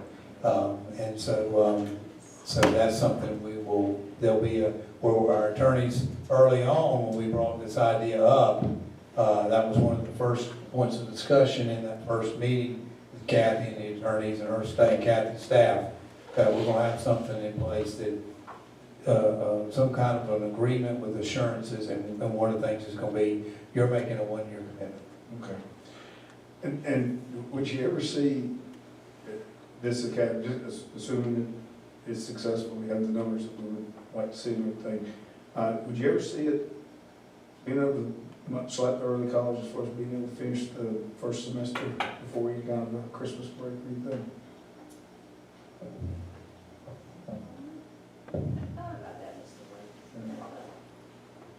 But it has to follow the same calendar as our traditional schools, right? Right now it does. It would probably, Mr. Burgess, to your point, we'd probably have to apply for it to be a cooperative innovative. And see, that's a cooperative innovative high school. And so there's the other piece. You don't have the exam issue, K-8, like you do 9, 12. That's how the early college falls under different rules, is it's a cooperative innovative high school. And that's how they wound up with the funding you referenced early on. And as many things happen over time, that funding was very good, and it was very helpful, and it very quietly kept getting shaved and shaved and shaved down. And so, Mr. Bowles, to your point, now, Todd, we found ways to make up for that funding that has been shaved away, whereas we weren't having to find those ways to make up as late as my early years here. So, don't know, I think our calendar issue has more chance with local legislation. It's beginning to hop around a lot with that topic in a lot of places all over the state. So I think the calendar changing has got a better chance of local legislation. That might be the only thing good to come out of code.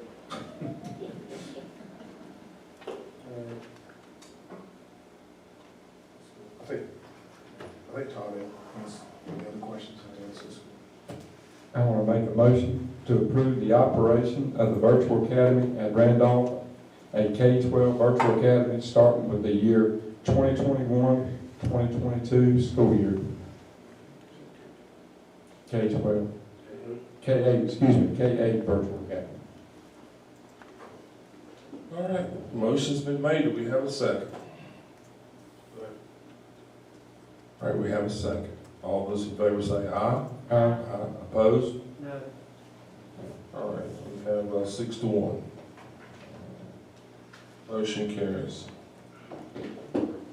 Thank you very much. Thank you. We appreciate your support, and we will get to work. And Elizabeth, while we're on this topic, with that approval, the official name will be the Virtual Academy at Randolph. We don't need to go through a naming process, Elizabeth, at this point, do we? You just approved it as the Virtual Academy at Randolph. If you want to change the name, you can go through the naming process. Yes, so the official name, until further notice, is that, unless we were to do naming process, okay?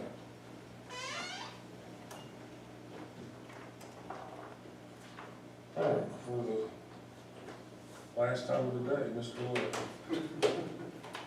One more time.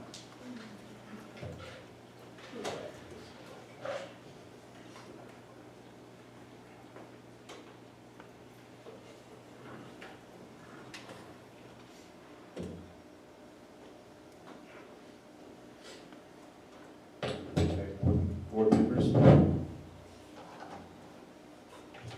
This evening, I would like to present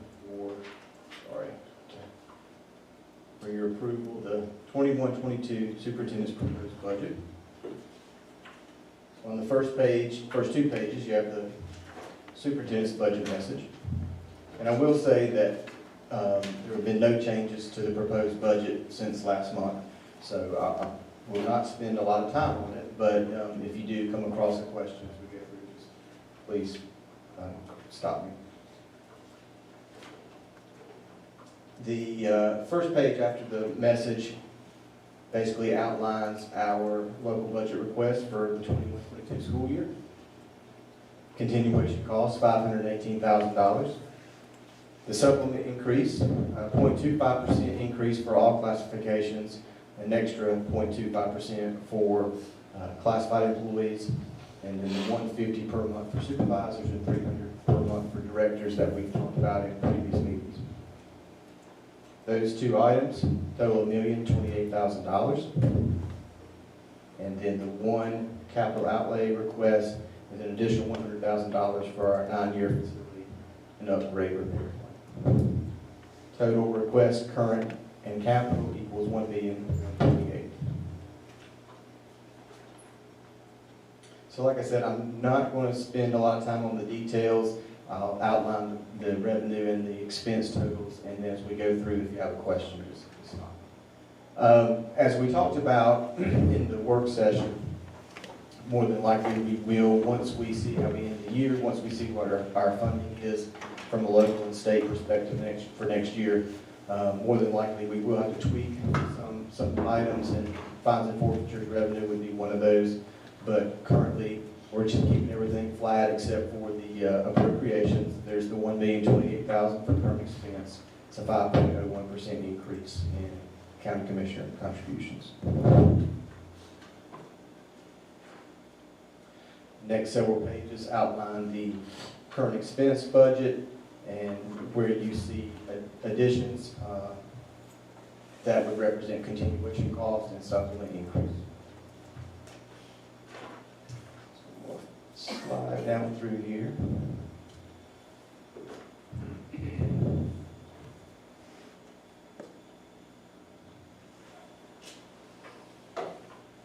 All right, so that brings us to page 8 maybe. Capital outlay budget. Keeping the current appropriation at $2,162,000 162,426. You see the additional $100,000 for the, what we call construction, it's our 9-year facility plan. A 3.32% increase, total capital outlay budget, $3,212,426. And the next page outlines the expenses. Basically, we tweak those expenses to where we feel like we're gonna spend the money based on our 9-year repair plan.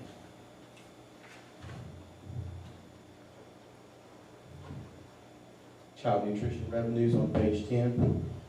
Basically, this budget would remain flat at $10,627,500, just reallocating some of the revenues to some appropriate line items based on operating under the summer feeding plan, as we currently are, and shifting that revenue, assuming we're back to normal next year, shifting that revenue back to the regular USDA lunch program.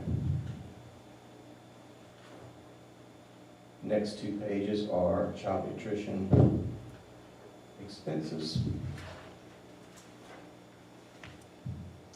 And then on page 13, we have the AT tax budget. $2,348,300 would be the budgeted revenues, keeping that flat at this point. I will say on the AT tax budget, there will be some changes based on, they have increased their supplements. I didn't want to change this document. I will change the document to reflect the supplement differences and increases when I bring to you a final budget to be approved, hopefully probably in August, depending on the timing of the state budget. So you will see on this page right here, page 14, you will see some changes on the final document, and we'll go over those at that time. The last page of the AT tax budget outlines the $200 per student school allocation. And then finally, Fund 8 revenues on page 16. You see these are the specialty revenues and the revenues that we do not have to share with charter schools. Total budget $2,819,000. I did adjust this revenue a little bit based on year-to-date so far of $28,000. That way I could budget the proposed increases in salaries and benefits in the different areas, particularly ROTC and the nursing grant.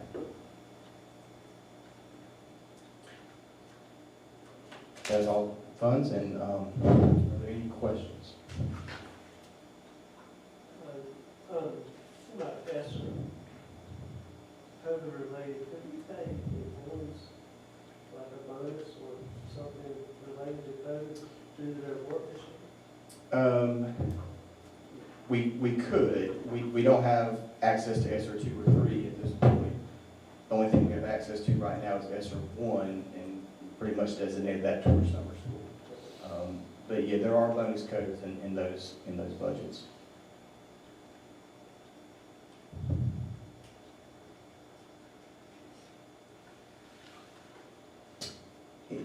Anything else? Questions? Okay, not, need a motion to approve the superintendent's 2021-2022 proposed budget. So moved. Have a second? Second. All those in favor say aye. Opposed, motion carries.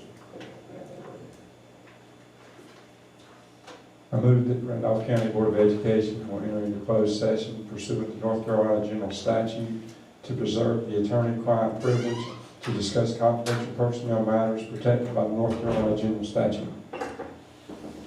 All right, we have a motion, do I have a second? All right, all those in favor say aye. Opposed, we're in closed session.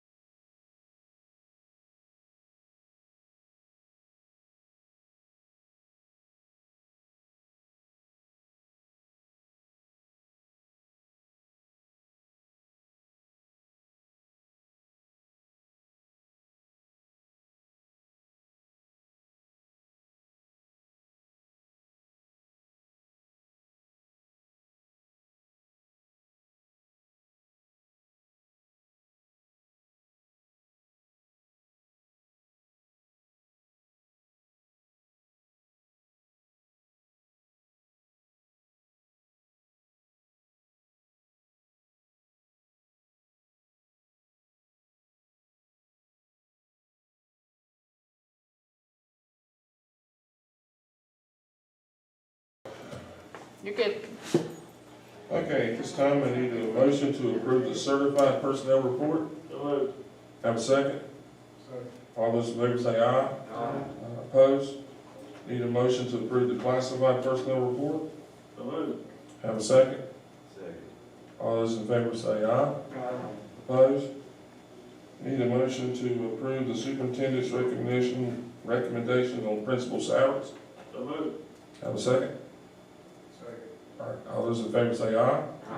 Opposed? Okay, need a motion to adjourn the meeting. Have a second? All those in favor say aye.